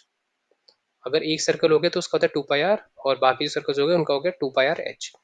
फिर अगर टोटल सरफेस एरिया देख लो, तो टोटल सरफेस एरिया में ये वाला और ये वाला जो हमारे यहाँ पे एरिया है वो जुड़ जाएंगे। तो ये एरिया कितने हैं, जैसे एक का होता है यहाँ पे पाई आर स्क्वायर, तो इस जगह टू पाई आर स्क्वायर। तो टोटल सरफेस एरिया क्या हो जाएगा, जैसे यहाँ पे देखें two pi R H plus two pi R square. तो यहाँ पे देख सकते हो टू पाई आर कॉमन आ गया, और एच प्लस आर आ गया। तो ये हो गया यहाँ पे टोटल सरफेस एरिया। और वॉल्यूम क्या होता है, वॉल्यूम होता है हमारे यहाँ पे पाई आर स्क्वायर एच। और यहाँ पे जो कोन होता है वो इसी में से डिवाइड होता है। अगर कोन ऐसे हम डिवाइड कर दें, तो कोन का वॉल्यूम इसी का सीधा वन थर्ड हो जाता है। तो कोन का क्या होता है यहाँ पे one by three pi R square H. तो ये हो गया। फिर अगर हम यहाँ पे रोम्बस की बात करें, तो रोम्बस में क्या होता है कि जो सारी साइड्स हैं, ये जो साइड है यहाँ पे इक्वल है। पर जो यहाँ पे स्क्वायर में क्या होता है, स्क्वायर में यहाँ पे 90 डिग्री बनाता है, पर यहाँ पे 90 डिग्री नहीं बनाता। यहाँ पे जो इसके डायगनल्स है वो 90 डिग्री बनाते हैं। ये डायगनल है 90 डिग्री, ये डायगनल 90 डिग्री, तो ये पूरा 90 डिग्री बनाते हैं। तो इसका जो एरिया होता है वो जाता है half D one into D two. D one क्या है डायगनल वन, डी टू है डायगनल टू। तो अगर आप देखो जैसे इस वाले अगर यहाँ पे ट्रायंगल में लेते हैं, तो ये हो गया यहाँ पे क्या डी वन का हाफ, मतलब डी वन बाई टू। ये हो गया यहाँ पे, ये वाला क्या हो गया डी टू बाई टू। और ये क्या हो गया ए। तो ये क्या पूरा बना रहा है, ये एक हमारा राइट एंगल ट्रायंगल बना रहा है। तो इस तरीके से अगर आप देखो, तो एक अगर D one D two given है, तो आप ए भी यहाँ से सिंपली निकाल सकते हो। तो ये हो गया हमारे यहाँ से रोमस के बारे में। सिमिलरली अगर पैरेललोग्राम देखें तो पैरेललोग्राम में दो साइड्स इक्वल होती हैं इस तरीके से, ये इक्वल है, ये इक्वल है, ये इक्वल है, ये इक्वल, इक्वल और पैरेलल दोनों होती हैं। तो ये हो जाता है। और इसका कब कर यहाँ पे जो वैसे थोड़ा हाई लेवल चीज़ है, ये आपसे ज़्यादा नहीं आएगी, वो रहता है हाफ d1 d2, और जो यहाँ पे बेसिकली एक एंगल होता है हमारे यहाँ पे इन दोनों के बीच का, वो आ जाता है यहाँ पे। तो ये चीज़ यहाँ पे आती नहीं है, फिर मैंने बता दिया। तो ये था हमारे यहाँ पे मेंसुरेशन से जो भी यहाँ पे हमारे इंपॉर्टेंट फॉर्मूले थे, वो सारे मैंने कवर कर। फिर हमारे यहाँ पे अगला टॉपिक यहाँ पे SIC, simple interest compound interest. तो सिंपल इंटरेस्ट क्या होता है, यहाँ पे अगर हम एक साल में हमने 100 दिया, पहले साल मान लो 10% लग रहा है, तो वो क्या हो गया हमारा 110 हो गया अगले साल। फिर अगले साल 110 पे नहीं लगेगा, अगले साल पे फिर से यहाँ पे 100 पे लगेगा, मतलब फिर से यहाँ पे 10 होगा, तो 120 हो जाएगा। ये होता है सिंपल इंटरेस्ट। अगर इसका फॉर्मूला होता है वो होता है यहाँ पे PRT/100। तो ये हो जाता है यहाँ पे सिंपली जो हमारा SI का फॉर्मूला होता है। अगर यहाँ पे देखिए जैसे प्रिंसिपल मान लो हमारा हो गया 10,000, आर हो गया यहाँ पे 5%, और टाइम हो गया 2 साल। तो अगर हम यहाँ देखेंगे यहाँ पे क्या हो गया, ये कट गया, 5 2 10, 1000, तो यहाँ पे आ गया 1000। अभी 1000 क्या आ रहा है, ये आपका इंटरेस्ट आ रहा है, जितना आपको इंटरेस्ट मिला है। टोटल अमाउंट क्या हो गया, टोटल अमाउंट हो गया हमारा अभी 11,000। पर यहाँ पे क्या आ रहा है, यहाँ पे अभी आ रहा है सिंपली जो हमें इंटरेस्ट मिला है। पर अब हम यहाँ पे देखते हैं सिंपली यहाँ पे कंपाउंड इंटरेस्ट का। तो कंपाउंड इंटरेस्ट क्या होता है, कंपाउंड इंटरेस्ट सिंपली यहाँ पे हमने सेम फॉर्मूला लेते हैं। अगर 100 है उसमें हम 10% का यहाँ पे लगा रहे हैं, तो वो क्या हो जाएगा, वो जगह पे 110। फिर अगला जो लगेगा वो 110 के 10% पे लगेगा। मतलब अब जब इस पे 10% लगेगा तो यहाँ पे 110 का 10% कितना हो गया, यहाँ पे 11। तो ये कितना हो जाएगा, ये हो जाएगा हमारे यहाँ पे 121। तो ये कंपाउंड चलता है। अब अगली बार जो 10% लगेगा वो इस पे लगेगा 121 पे। तो इसका जो फॉर्मूला होता है वो होता है हमारे यहाँ पे P1 plus R/100 whole to the power n। तो ये होता है यहाँ पे ईयरली। अगर अब यहाँ पे सिंपली सेम चीज़ यहाँ पे हम लेके चलते हैं, जैसे यहाँ पे चलो कैलकुलेशन इजी करने के लिए, P हो गया हमारा 100, R हो गया यहाँ पे 10/100, और n हो गया यहाँ पे मान लो 2 साल के लिए हम यहाँ पे लगा रहे हैं। तो यहाँ पे ये एक जीरो कट गया, यहाँ पे आए 11/10 100, 11/10 इंटू 11/10। तो यहाँ पे कट गया, ये कितना आ गया, ये आ गया यहाँ पे 121। तो अब यहाँ पे देख सकते हो, यहाँ पे जो आपका इंटरेस्ट है वो नहीं आ रहा है, यहाँ पे टोटल अमाउंट आता है। मतलब जो आपका इंटरेस्ट है प्लस जो आपका यहाँ पे प्रिंसिपल है, तो यहाँ पे P+I आता है। यहाँ पे अगर आपको इंटरेस्ट निकालना होगा तो सिंपली इंटरेस्ट अगर यहाँ पे निकालेंगे तो इस फॉर्मूले में हमें क्या करना पड़ेगा, जैसे ये CI का फॉर्मूला हो गया माइनस P, मतलब प्रिंसिपल अमाउंट हमें यहाँ पे माइनस कर देना होगा। तो इस तरीके से यहाँ पे कंपाउंड इंटरेस्ट आ जाएगा। फिर आपसे कभी कभी पूछा जाता है कि कंपाउंड इंटरेस्ट को आप जैसे डिवाइड कर देते हैं, मान लो जैसे ईयरली, जैसे अभी हमने क्या करा है, ईयरली करा है कि हर साल यहाँ पे एक भरा जा रहा है। फिर कभी कभी बोलते हैं कि हर साल दो भरे जा रहे हैं, मतलब हाफ ईयरली। अब हाफ ईयरली में आपको क्या करना पड़ेगा, सिंपली हमारे फॉर्मूले क्या होगा, P, फिर यहाँ पे 1 प्लस R/100 और होल टू द पावर यहाँ पे क्या था n, या फिर जो भी हमारा t है वो ईयर्स ले लो। तो अब इन्होंने क्या बोला, यहाँ पे हम दो दो बार डिवाइड कर दे रहे हैं, तो हम कितनी बार में भर रहे हैं, 2 बार में भर रहे हैं। तो सिंपली हमें यहाँ पे इंटू 2 कर देंगे, मतलब r को 2 से डिवाइड कर देंगे, और जो हमारा टाइम है उसको 2 से मल्टीप्लाई कर देंगे। तो ये हमारा फॉर्मूला बन जाएगा। तो यहाँ पे हो गया P1 प्लस R/, यहाँ पे 200, और यहाँ पे 2t। अब सिंपली अगर आपसे बोले क्वार्टरली, क्वार्टरली मतलब 4 पार्ट में यहाँ पे डिवाइड हो रहा है, तो हम यहाँ पे 2 की जगह 4 रख देंगे, यहाँ पे 2 की जगह 4 रख देंगे। तो यहाँ पे इस तरीके से भी क्वेश्चन आ सकते हैं। फिर यहाँ पे बेसिक जो फॉर्मूले बता दूं, कभी कभी ऐसा होता है कि सिंपली SI और CI के बीच में यहाँ पे डिफरेंस पूछा होता है। अगर मान लो 2 साल में, एक साल में तो यहाँ पे कोई डिफरेंस नहीं आता, पहले ये बात है, एक साल में यहाँ पे कोई भी डिफरेंस नहीं आता। अगर 2 साल में आपसे डिफरेंस पूछे तो वो डिफरेंस क्या होगा, वो हो जाएगा यहाँ पे P/100 का स्क्वायर। तो ये हो जाएगा आपका जो पहले जो आपका डिफरेंस आएगा 2 साल में। तो सिंपली अगर अभी हमारा जो एग्जाम्पल तो इसे लेके चलते हैं कि हमारे पास 100 रुपीज़ थे, आर था हमारा 10, और इसको हमने कर दिया स्क्वायर। तो यहाँ पे आप देख सकते हो ये हो जाएगा यहाँ पे 100, फिर ये हो गया हमारे यहाँ पे 1/100, और ये डिफरेंस क्या आ गया, ये डिफरेंस हो गया हमारे यहाँ पे 1। तो क्योंकि वहाँ पे वो क्या रहा था, 2 साल में 120 हो जा रहे थे किसमें, सिंपल इंटरेस्ट में, और कंपाउंड इंटरेस्ट में कितना हो जा रहा था, 121। तो यहाँ पे आ गया डिफरेंस 1। फिर अगर कभी अगर आपसे 3 साल के लिए पूछ ले तो उसके लिए हमें सिंपली यहाँ पे P, ये सेम फॉर्मूला है, यहाँ पे ये 2 ईयर्स के लिए था, अब यहाँ पे ये 3 ईयर्स के लिए। तो यहाँ पे कलर चेंज करके लिख देता हूँ। तो ये आपका हो जाएगा यहाँ पे P, फिर सिंपली वही चीज़ होगी R/100 का यहाँ पे स्क्वायर। फिर अब एक और चीज़ यहाँ पे क्या ऐड होगी, वो हो जाएगी सिंपली हमारे यहाँ पे 3 प्लस R/100। तो ये हो जाएगा यहाँ पे, अगर आपसे पूछे 3 साल बाद क्या डिफरेंस होगा, मतलब अब 120 का ये तो हो जाएगा 130, पर ये क्या हो जाएगा, ये हो जाएगा यहाँ पे 12.1 ऐड होगा। तो अगर 12.1 यहाँ पे ऐड करें तो ये हो जाएगा 133.1। तो इस तरीके से ये हो जाएगा हमारा कितना डिफरेंस, 3.1 का। तो अगर इस पूरे कैलकुलेशन आप पुट करोगे तो यहाँ पे 3.1 इस तरीके से आंसर आ जाएगा। तो ये होता है हमारे यहाँ पे सिंपल इंटरेस्ट और कंपाउंड इंटरेस्ट। फिर हम यहाँ पे चलते हैं हमारे अगले टॉपिक पे, ये है डिजिट इंटरचेंज। तो इसमें यहाँ पे सिंपली ऐसा क्वेश्चन आता है कभी कभार कि आपका कोई भी यहाँ पे 2 डिजिट नंबर है। अब अगर आपने क्या करते हैं उसको इंटरचेंज करते हैं, मतलब पहले क्या था, पहले यहाँ पे सिंपली हम ऐसे लेके चलते एक्स वाई था, मतलब पहले कुछ ये था फिर ये था। अब हमें इसे इंटरचेंज करते क्या हो गया, वो वाई एक्स हो गया। जैसे एग्जाम्पल के थ्रू 73 था, अब वो 37 हो गया। तो यहाँ पे गिवन होता है कि उन दोनों के बीच का यहाँ पे फिर डिफरेंस गिवन होगा कि उन दोनों के बीच का जो डिफरेंस है वो यहाँ पे मान लो 40 है। तो अब यहाँ पे जो हमारे डिजिट्स है वो यहाँ पे फाउंड करने हैं। तो इस तरीके यहाँ पे क्वेश्चन आपको कैसे करने होते हैं, सिंपली यहाँ पे हम कैसे लेके चलेंगे, तो हम लेके चलते हैं यहाँ पे जैसे ये वाला टर्म है, इसमें y के y तो हमारा सिंपली वंस है, x क्या x है हमारे यहाँ पे टेंस।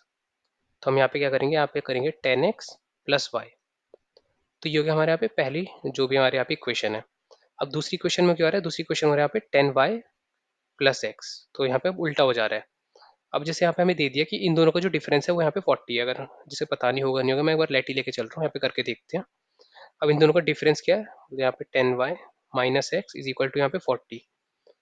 अब यहाँ पे हम देखते हैं यहाँ पे क्या हो रहा है, simply 9x minus 9y is equal to 40, और तो x minus y is equal to 40/9। तो ऑब्वियसली ये एग्जैक्ट यहाँ पे आंसर आएगा नहीं। चलो हम अगर सिंपली यहाँ पे कैलकुलेशन इजी करने का यहाँ पे 36 अगर कर लेते हैं, तो यहाँ पे क्या आ गया, x minus y is equal to हो गया हमारे यहाँ पे 4। ये x माइनस वाई हो गया हमारे यहाँ पे 4, मतलब x और y के बीच का जो डिफरेंस है वो 4 है। फिर ऑब्वियसली आपको कुछ ना कुछ और यहाँ पे गिवन होगा, चाहे आपको गिवन होगा x जैसे x square plus y square given हो, मतलब कुछ ना कुछ यहाँ पे गिवन ही होगा ऑब्वियसली कि x प्लस वाई का होल स्क्वायर क्या है। तो इस तरीके से आपको जो भी चीज़ गिवन होगी उससे आप यहाँ पे निकाल लोगे। जैसे अगर मान लो अगर x प्लस वाई गिवन होगा तो आपकी फिर से यहाँ पे दो इक्वेशन बन गई, तो x माइनस वाई 4 है, मान लो x प्लस वाई यहाँ पे 9 है। तो अब अगर यहाँ पे पुट करके देखें तो ये दोनों वैल्यूज कट गई, तो यहाँ पे चलो 8 ले लेते हैं। तो ये हो गया यहाँ पे 2x इज इक्वल टू यहाँ पे 12, x की वैल्यू गई क्या यहाँ पे 6। x अगर 6 हो गया तो y क्या हो गया, y हो गया हमारे यहाँ पे 2। तो यहाँ पे 62 और 26 अगर आप देखोगे तो दोनों के बीच का डिफरेंस कितना है, यहाँ पे 36 ही है। तो इस तरीके से ये क्वेश्चन हो जाएगा। सिमिलरली अगर मैं एक और तरीके से बताऊँ, तो मतलब एक और यहाँ पे क्वेश्चन बताऊँ, तो यहाँ पे दे रखा है कि यहाँ पे एक डिजिट है, मतलब यहाँ पे एक टर्म है, टू डिजिट यहाँ पे नंबर है, उसके जो दोनों डिजिट्स का सम है वो यहाँ पे 9 है, मतलब सिंपली x प्लस वाई के x प्लस वाई यहाँ पे 9 है। फिर उन्होंने बोला है कि जब वो डिजिट इंटरचेंज करते हैं तब उनके बीच का जो यहाँ पे डिफरेंस आता है वो आता है यहाँ पे 27। जो डिफरेंस आता है वो आता है यहाँ पे 27। तो अब यहाँ पे वो कह रहा है, यहाँ पे सिंपली वैसे ही करेंगे x y 10x plus y minus 10y minus x is equal to 27। तो यहाँ पे सिंपली x माइनस वाई क्या हो गया, x माइनस वाई यहाँ से आ जाएगा हमारा 3। अब x माइनस वाई 3 है, x प्लस वाई 9 है, तो हम यहाँ पे देख सकते हैं x हो गया यहाँ पे हमारा 6 और y हो गया हमारे यहाँ पे 3। तो हमारा जो टर्म क्या होगा, हमारा टर्म क्या हो जाएगा, वो हो जाएगा यहाँ पे 63 और या फिर 36। अब यहाँ पे दोनों हो सकता है। अब आपको क्या देखना, वहाँ पे गिवन होगा कि अगर पहले टर्म से हम दूसरे टर्म में माइनस करो और पॉजिटिव में आ रहा है तो पहला टर्म हमारा ये है, दूसरा ये है, तो यहाँ पे 63 आंसर होगा। पर अगर आपसे बोले कि जो हमारा नया टर्म है उससे अगर हम माइनस कर रहे हैं तो क्या होगा, तो हमारा करेक्ट आंसर ये होगा। तो इस तरीके से आपको जो थोड़ी यहाँ पे चीज़ें हैं वो हमें यहाँ पे पहले देख लेने की किस वे में आपसे पूछ रहा है, कि चेंज करने के बाद आ रहा है या चेंज करने से पहले आ रहा है, यहाँ पे ये पॉजिटिव आ रहा है या नेगेटिव आ रहा है। तो इस तरीके से आपको थोड़ा नोटिस करनी चीज़ें, और इस तरीके से आपका क्वेश्चन हो जाएगा। तो हम चलते हैं अपने अगले टॉपिक पे। तो हमारा अगला टॉपिक है टाइम एंड वर्क। तो इससे ऑलमोस्ट हर बार यहाँ पे क्वेश्चन बना है। तो यहाँ पे कॉन्सेप्ट क्या होता है, यहाँ पे कॉन्सेप्ट ऐसे गिवन होता है कि जैसे ए आपका एक काम है वो 10 दिन में कर रहा है, बी आपका सिमिलर काम 20 दिन में कर रहा है। तो जो सबसे कॉमन यहाँ पे क्वेश्चन होता है कि दोनों जो मिलके काम कर रहे हैं वो कितने दिन लगेंगे। तो उसके लिए हम क्या करते हैं, चले इन दोनों जो टर्म है इन दोनों के टर्म का हम यहाँ पे एलसीएम लेते हैं। तो अब इन दोनों का एलसीएम क्या होगा, वो होगा यहाँ पे 20, क्योंकि 10 और 20 का एलसीएम आता है 20।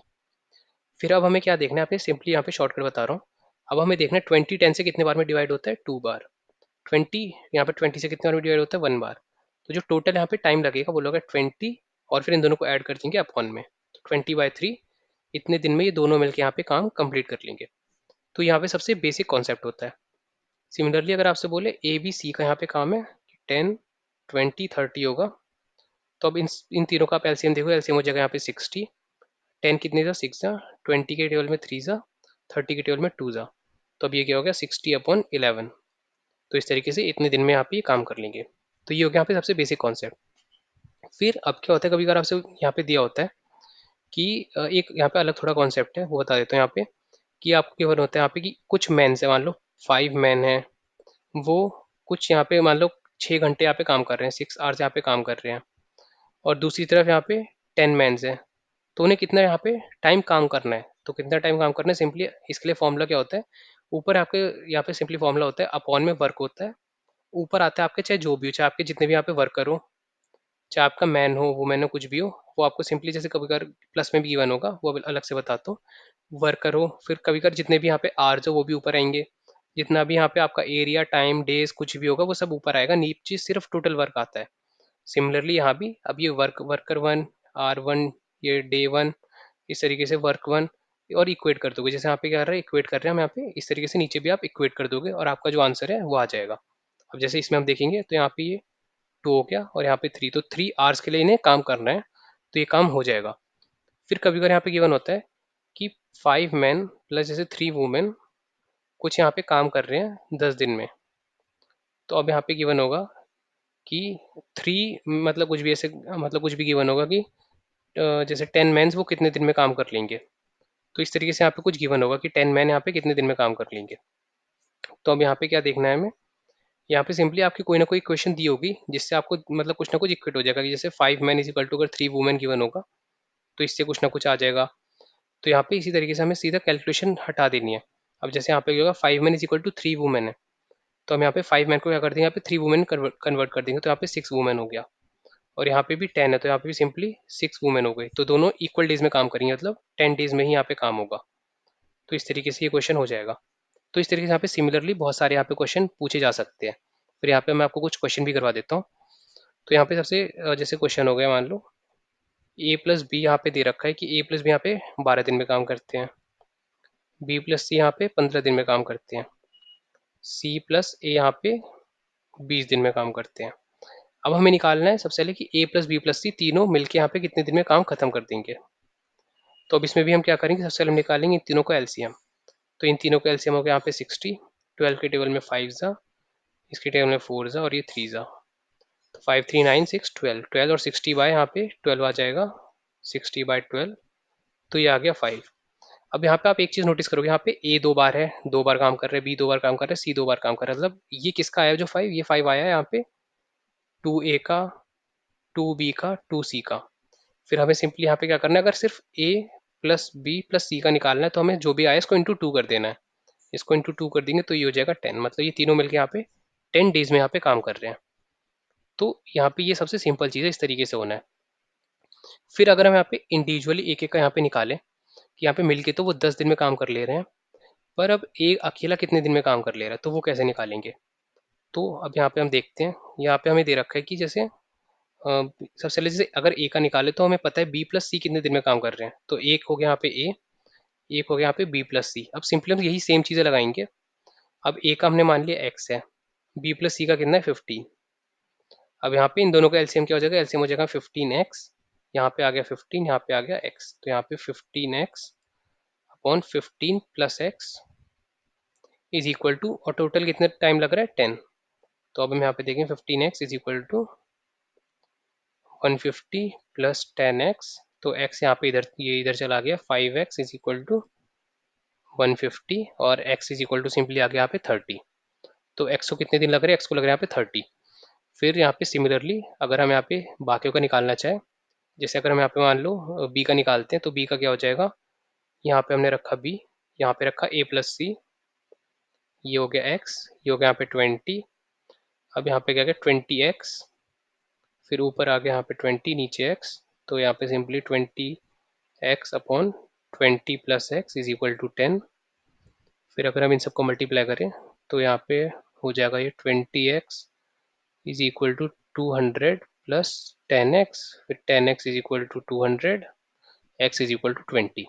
तो अब b को कितने लग रहे हैं, b को 20। फिर इसी तरीके से हम c का भी निकाल लेंगे। तो ये यहाँ पे मोस्ट प्रॉब्ली यहाँ पे वन ऑफ द मतलब मोस्ट डिफिकल्ट यहाँ पे क्वेश्चन है, और इस तरीके से आपको कर लेने हैं। तो यहाँ पे मैं एक और कॉन्सेप्ट आपको बता देता हूँ। तो वो कॉन्सेप्ट है, जैसे यहाँ पे ए और बी हो गया, ये 10 डेज में काम कर रही है, ये 20 डेज में। तो जैसे यहाँ पे 20 आ गया, ये आ गया यहाँ पे 2, ये आ गया 1। अब जो ये 2 और 1 आ रही है यहाँ पे एफिशिएंसी है कि ये यहाँ पे 2 यूनिट काम कर रहा है ए, और 1 है यहाँ जो बी यहाँ पे ये 1 यूनिट काम कर रहा है। तो ये यहाँ पे एफिशिएंसी है, ये भी आपको याद रखना है।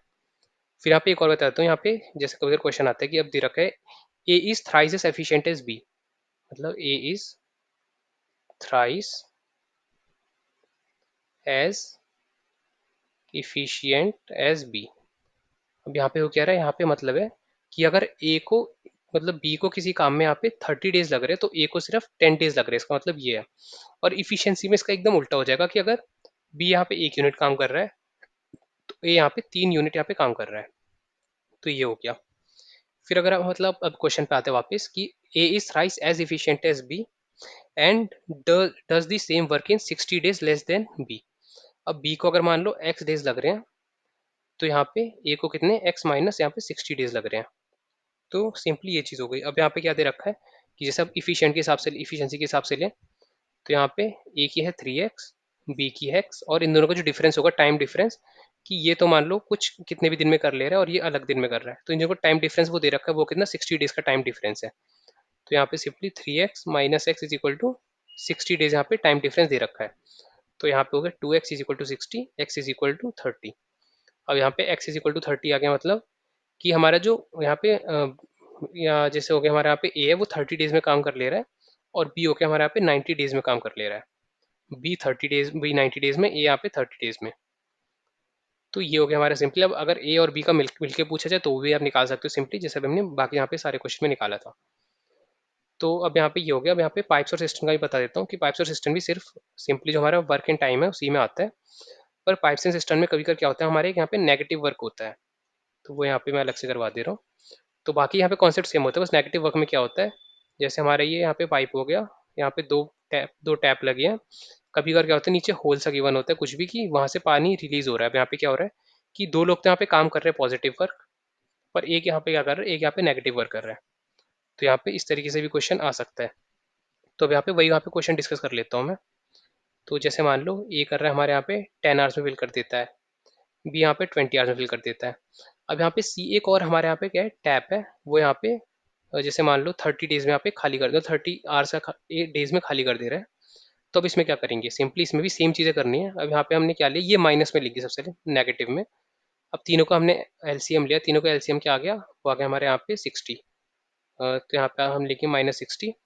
फिर 10 को हम कितने में कर रहे हैं, यहाँ पे 6 2 3, और ये 30 के टेबल में यहाँ पे 2। फिर अब यहाँ पे आप देखोगे जो भी यहाँ पे सी का टर्म है वो हम यहाँ पे नेगेटिव में लेंगे। तो ये हो गया यहाँ पे -60, फिर यहाँ पे 6 प्लस 3 9 -2। तो ये हो गया हमारे यहाँ पे 60 अपॉन 9 - 7। तो ये इतने दिन में, इतने मतलब आवर्स में क्या हो रहा है, आवर्स में फिल हो जा रहा है। तो ये चीज़ हमें यहाँ पे याद रखनी, कुछ इस तरीके से होगा। तो अब यहाँ पे अगर मैं आपको क्वेश्चन करा देता हूँ, तो क्वेश्चन दे रखा है a system has a leak in the bottom is filled with 15 hours. तो यहाँ पे क्या बोला है कि एक पूरा ही सिस्टम है, ये 15 घंटे में भरता है जब इसके नीचे एक यहाँ पे होल है। तो ये 15 आवर्स दे रहा है। अगर यहाँ पे होल नहीं होगा तो यहाँ पे 12 घंटे में भर जाएगा। मतलब सिंपली यहाँ पे क्या दे रखा है कि जो एक टैप है, एक टैप है यहाँ पे 12 घंटे में फिल कर दे रहा है पूरे उसको। पर अगर हम इसी में होल कर दे रहे हैं तो 15 मतलब 15 आवर्स में फिल कर पा रहा है। तो अब हमें निकालना है कि जो ये होल है वो कितने टाइम में एम्प्टी कर देगा। तो अब ये कैसे करेंगे, अब सिंपली यहाँ पे क्या दे रखा है कि जैसे ए हो गया हमारा, ये हो गया बी। अब ए क्या है, ए कर रहा है 12 घंटे में, बी कर रहा है यहाँ पे -x आवर्स में। अब हमें x नहीं पता, पर ये -x आवर्स में कर रहा है। अब यहाँ पे क्या होगा, सिंपली इन दोनों का यहाँ पे एलसीएम लेंगे, वो हो जाएगा यहाँ पे 12x। फिर इसी तरीके से अगर हम देखें तो अगर हम आगे करेंगे, नीचे क्या हो जाएगा, यहाँ पे हो जाएगा सिंपली 12 - x, और यहाँ पे माइनस में लेंगे और यहाँ पे हो गया 15। फिर अगर हम इन दोनों को यहाँ पे देखते हैं, -12x इज इक्वल टू 15 के टेबल में 12 180, और यहाँ पे -15, अब यहाँ पे -15 वाला उधर चला जाएगा, 3x इज इक्वल टू यहाँ पे 180, और x इज इक्वल टू यहाँ पे 60। तो अब यहाँ पे क्या आ गया, x को कितना 60 आवर्स लग रहे हैं, मतलब फिल होने में तो सिर्फ 12 घंटे लग रहे हैं और खाली होने में 60 आवर्स लग रहे हैं। इसी वजह से जो टोटल यहाँ पे जो यहाँ पे फिल हो रहा है हमारे सिस्टम से 12 घंटे लग रहे हैं। तो ये क्वेश्चन कुछ इस तरीके से होता है। फिर यहाँ पे मैं आपको एक और यहाँ पे क्वेश्चन करा दे रहा हूँ। वो हमारा क्वेश्चन है यहाँ पे कि ए को लग रहा है, यहाँ पे क्या होता है कभी कभी, जैसे ए और बी है, अब ए को लग रहा है यहाँ पे 25 मिनट्स, बी को लग रहे हैं 20 मिनट्स, पर अब इन्होंने बोला कि 5 मिनट्स के लिए ये यहाँ पे दोनों टैप्स ओपन थे, फिर 5 मिनट के बाद क्या हो गया, जो बी टैप है वो यहाँ पे क्लोज हो गया, बी टैप क्लोज हो गया। तो ये कैसे करेंगे, अब इसमें हम एफिशिएंसी निकाल के क्वेश्चन करते हैं। जैसे इन दोनों को सबसे पहले अगर हम देखें, एलसीएम हो जाएगा यहाँ पे 100, तो 100 आ गया, और यहाँ पे इसकी एफिशिएंसी हो गई यहाँ पे 4, इसकी होगी यहाँ पे नहीं, यहाँ पे होगी इसकी 5, नहीं इसकी यहाँ पे 4 हो गई, सॉरी, तो ये वापस से मैं कर देता हूँ। तो यहाँ पे जो पहला ए है इसकी एफिशिएंसी हो गई यहाँ पे 4, और जो बी है इसकी एफिशिएंसी क्या हो गई 5। तो यहाँ पे हमारा ए है, ये यहाँ पे बंद हो रहा है। तो अब हमें निकालना है कि जब 5 मिनट में ये ए टैप हमारा बंद हो गया, तो बी टैप कितने और मिनट लेगा यहाँ पे फिल करने में। तो वो यहाँ पे कैसे फिल होगा कि यहाँ पे सबसे पहले हम देखते हैं, जैसे एफिशिएंसी होगी 4, ये हो गया बी, तो हमें यहाँ पे जो टोटल वर्क है वो हम लेके चलते हैं 100, कि हमें 100 जो यूनिट्स है वर्क करना है। अब यहाँ पे 5 मिनट में क्या हो रहा है, 5 मिनट में ये दोनों काम कर रहे हैं, मतलब 5 मिनट में ए भी काम कर रही है। ए कितना काम करेगा, ए काम करेगा यहाँ पे 20, बी कितना काम करेगा यहाँ पे 25। तो यहाँ पे टोटल 45 यहाँ पे यूनिट्स वर्क हो गया पहले जो 5 मिनट है, बचा कितना 55 यूनिट वर्क बचा। अब ए बंद हो गया, ए यहाँ पे बंद हो गया, तो बचा बी अकेला। अब बी 1 मिनट में यहाँ पे 5 यूनिट वर्क कर रहे, तो 55 यूनिट कितने 11 मिनट्स में यहाँ पे वर्क करेगा। तो यहाँ पे देख सकते हो कुछ इस तरीके से यहाँ पे करना होता है आपको, ये जो टोटल वर्क है वो आपको लेके चलना है, और जो इफिशियंसी है उसका आपको यहाँ पे यूज करना है। तो इस तरीके से आप ये क्वेश्चन हो जाएगा। तो यहाँ पे हमारा अगला टॉपिक है हाइट्स एंड डिस्टेंस। अब हाइट्स एंड डिस्टेंस में सिंपली जैसे हमारा ये ट्रायंगल बनता है, तो यहाँ पे गिवन होता है कि ये हमारा कोई एंगल है, और फिर हमारे पास कोई भी एक साइड गिवन होगी, तो हम ये वाली साइड कैसे निकालेंगे, इस तरीके क्वेश्चन आते हैं। जैसे मैं आपको यहाँ पे सबसे पहले जो हमारे sine theta, cos theta, tan theta, फिर ये हो गया यहाँ पे कॉट थीटा, कॉसेक, और नहीं यहाँ पे होता है सेक थीटा और कॉसेक थीटा। तो इनकी जो वैल्यू है आपको किस तरीके से याद करनी है, ये भी मैं यहाँ पे बता देता हूँ।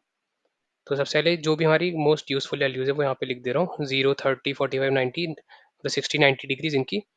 तो यहाँ पे सबसे पहले आपको बनाना है, ये साइन 0 पे 0 होता है, कॉस 90 पे यहाँ पे 0 होता है, तो ये एकदम यहाँ पे उल्टा होता है। फिर उसके बाद क्या आता है, उसके बाद आता है हमारे यहाँ पे 1/2, तो 1/2 हमारे यहाँ पे आता है। फिर आता है 45 पे 1/√2, तो कॉस भी हमारे यहाँ पे 1/√2 होता है। फिर 60 पे आता है यहाँ पे √3/2, और यहाँ पे 1, यहाँ भी √3/2 और 1, क्योंकि आपको पता होगा साइन 90 माइनस थीटा यहाँ पे कॉस थीटा भी होता है। तो इस तरीके से ये चीज़ आपको याद रखनी है। फिर टेन क्या होता है, सीधा टेन थीटा होता है हमारे यहाँ पे साइन अपॉन कॉस, तो इसलिए यहाँ पे सिंपली अपॉन में हम रखेंगे। तो यहाँ पे देख सकते हो 0/1 तो 0 होता है, पर 1/0 क्या हो जाता है, वो जाता है यहाँ पे नॉट डिफाइंड। और अगर इसका उल्टा देखेंगे तो कॉट होता है, तो नॉट डिफाइंड यहाँ आ जाएगा, ये दोनों आपस में, और 0 यहाँ पे आ जाएगा। फिर इसमें अगर हम देखेंगे यहाँ पे आ जाएगा 1/√3, फिर अपॉन में देखेंगे 1/√2 1/√2 1 आ जाता है, फिर यहाँ पे आ जाएगा √3, फिर यहाँ पे उल्टे हो जाते हैं आपस में, तो ये 1 बाय यहाँ पे √3। और फिर अगर हम देखें सेक क्या होता है, सेक कॉस का 1 अपॉन में आता है, मतलब 1/1, फिर √3/2 में ये उल्टा हो जाएगा, तो यहाँ पे 2/√3। सिमिलरली 1/√2 का √2 हो जाएगा, 1/2 का 2 हो जाएगा। और फिर यहाँ पे आप देख सकते हो जो आपकी चेन चलती है, चलती 0 0 0 0, फिर ये एन डी एन डी, फिर बचा गया यहाँ पे हमारा 1। तो इस तरीके से यहाँ पे आ जाएगा।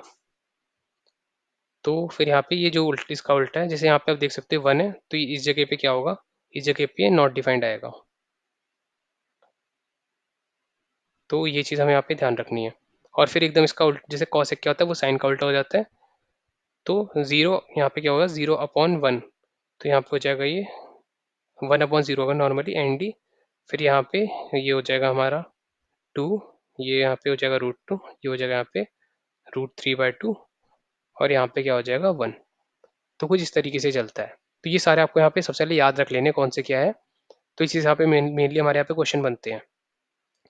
फिर यहाँ पे अगर हम क्वेश्चन करते हैं, तो सबसे पहले हमें क्वेश्चन दे रखा है from the top of a building 30 metre high तो यहाँ पे हमारी एक बिल्डिंग है, इसकी यहाँ पे हाइट दे रखी है 30 metre. The top and bottom of a tower are observe to have angle of depression 1345 degree. अब यहाँ पे बोला कि ये यहाँ पे टावर है इस बिल्डिंग के सामने। अब इसका जो एंगल ऑफ डिप्रेशन है वो 30 डिग्री और 45 डिग्री। अब एंगल ऑफ डिप्रेशन हम ऊपर से मेजर करते हैं, मतलब एक ये वाला हो गया, एक ये हो गया। अब ये कितना, ये हमारा कम है तो ऑब्वियसली ये 30 होगा, और ये वाला यहाँ पे ज़्यादा है तो ये 45 होगा। अब अगर हम सिमिलरली इसी तरीके से यहाँ पे देखते हैं तो ये दोनों आप देखोगे ये पूरा 45 है तो ऑब्वियसली ये पूरा ही 45 हो जाएगा। फिर ये अगर पूरा 30 है ये वाला, तो ये वाला भी कितना हो जाएगा, 30 हो जाएगा। तो मैं यहाँ पे फिर से बना देता हूँ। तो कुछ इस तरीके का हमारे यहाँ पे डायग्राम बनेगा। ये वाली मैं वापस से बनाई दे रहा हूँ पूरा। तो सिंपली जो हमारा डायग्राम बनेगा उसमें ये वाला हमारी सबसे पहले कितनी हो जाएगी, 30 डिग्री। ये वाली हो जाएगी हमारे यहाँ पे 45 डिग्रीज। फिर उसके बाद क्या दे रखा है, the height of the tower is. अब हमारे पास ये तो 30 है, बीच में हमें पता नहीं तो ये हम एक्स ले लेते हैं। अब हमें ये जो मतलब चलो इसको हम यहाँ पे एक्स ले लेते हैं और हमें एच निकालना है, हमें मेनली एच। तो अब सबसे पहले हम यहाँ पे क्या करेंगे, तो यहाँ पे कलर चेंज कर लेता हूँ ताकि अच्छे से विजिबल हो। तो सबसे पहले हम क्या करेंगे, हम एक वैल्यू मान लेते हैं ये y है, तो नीचे वाला होगा हमारे यहाँ पे 30 माइनस वाई। अब हम इस वाले जब ट्राइंगल में लेके चलेंगे ऊपर वाले में, तो यहाँ पे क्या हो रहा है, परपेंडिकुलर अपॉन बेस। परपेंडिकुलर हो गया y, बेस क्या हो गया, बेस हो गया हमारा x, इज इक्वल टू 1030। 1030 कितना होता है, 1/√3। तो 1/√3, तो यहाँ पे क्या आ गया, x is equal to √3y। तो x की वैल्यू ये आ गई। अब सिमिलरली हम इस वाले यहाँ पे जो ये ट्राइंगल है इसमें हम लेके चलते हैं। अब इसमें क्या होगा, ये हो जाएगा हमारा पूरा 30 upon x is equal to ये कितना है, ये हमारे यहाँ पे 45, मतलब 1045 कितना 1, तो यहाँ पे 1 आ गया। तो x की वैल्यू क्या हो गई, x की वैल्यू हो गई हमारे यहाँ पे 30। तो जब x की वैल्यू हमारे पास यहाँ पे आ गई तो हम इस इक्वेशन में डाल सकते हैं। तो x की वैल्यू अगर हम देखें 30, फिर y क्या हो जाएगा, y is equal to 30 upon √3। अगर इसको फिर और हम सिंप्लीफाई करें तो 10√3 हो जाएगा ये, क्योंकि यहाँ पे आप देख सकते हो 30 को कैसे लिखते हैं, 10 इंटू √3 और √3 से √3 कट जाएगा, तो हमारा 10√3 हो जाएगा क्या, y। अब ये वाला हो गया हमारा यहाँ पे 10√3। तो जो हमारी ये वाली साइज है ये कितनी हो जाएगी यहाँ पे 30 माइनस 10√3। तो यहाँ पे सिंपली क्या हो जाएगा, यहाँ पे 10 कॉमन आ गया, 3 माइनस √3। तो ये हमारे यहाँ पे बेसिकली आंसर हो जाएगा। फिर कभी कभार मतलब इसमें ऐसा भी हो सकता है कि आप यहाँ पे अगर जैसे इस पूर्व में देखोगे तो कुछ और भी कभी कभार कॉमन आ सकता है। तो उस तरीके से आपको एक बार थोड़े से मतलब मेजर लेके चलना है। जैसे अगर मैं यहीं पे आपको बता दूं कि जैसे हमने ये दे रखा है 30 माइनस 10√3 दे रखा है। अब इसको अगर हम √3 से ऊपर ही मल्टीप्लाई करें, नीचे भी यहाँ पे मल्टीप्लाई करें इस वाले टर्म को सिर्फ, तो ये क्या हो जाएगा, 30 माइनस 10 का क्या हो जाएगा, 30 अपॉन √3। सिर्फ इस वाले टर्म को हम √3 से ऊपर ही मल्टीप्लाई करें, √3 को नीचे भी मल्टीप्लाई कर रहे हैं, तो ये हो गया। फिर अगर हम देखें यहाँ पे 30 कॉमन हो जाएगा, ये हो जाएगा 1 माइनस 1 अपॉन √3। तो इस तरीके से ये हो जाएगा। फिर सिमिलरली हम एक और यहाँ पे क्वेश्चन डिस्कस कर लेते हैं। तो अब ये हमारा क्वेश्चन है, मान लो एक हमारा ट्री है, ये ऑलमोस्ट यहाँ पे 21 मीटर्स लॉन्ग है। अब यहाँ पे लाइटनिंग स्ट्राइक हुई। अब क्या हुआ कि इस जगह पे कहीं पे हमें पता नहीं वो एग्जैक्टली पॉइंट क्या है, पर इस पॉइंट पे लाइटनिंग स्ट्राइक हुई। तो अब क्या हो गया, अब हमारा जो नॉर्मल ट्री था वो कुछ इस तरीके से मुड़ गया। अब हमें बताना है कि जो मान लो ये पूरी हाइट है 21 मतलब ये वाली और ये वाली मिला के 21 है। अब हमें बताना है कि ये वाली हाइट कितनी है, और उसके बाद यहाँ पे एंगल दे दिया कि जो एंगल बना है यहाँ पे, जो यहाँ पे एंगल बना है वो मान लो यहाँ पे हमारा 30 डिग्री। अब हमें ये बेस निकालना है। अब हम बेस कैसे निकालेंगे, तो हम यहाँ पे देखते हैं, यहाँ पे दे के रखा है सबसे पहले। सिंपली हमारे पास है ऊपर वाला, ये क्या हमारा हाइपोटेन्यूस है, और हमारे पास क्या है ये, और ये हमारे पास है परपेंडिकुलर, और उसके बाद हमारे पास थीटा दे रखा है, थीटा यहाँ पे हमारे पास 30 डिग्री। तो अब हम यहाँ पे क्या करते हैं, हम परपेंडिकुलर को पी मान लिया।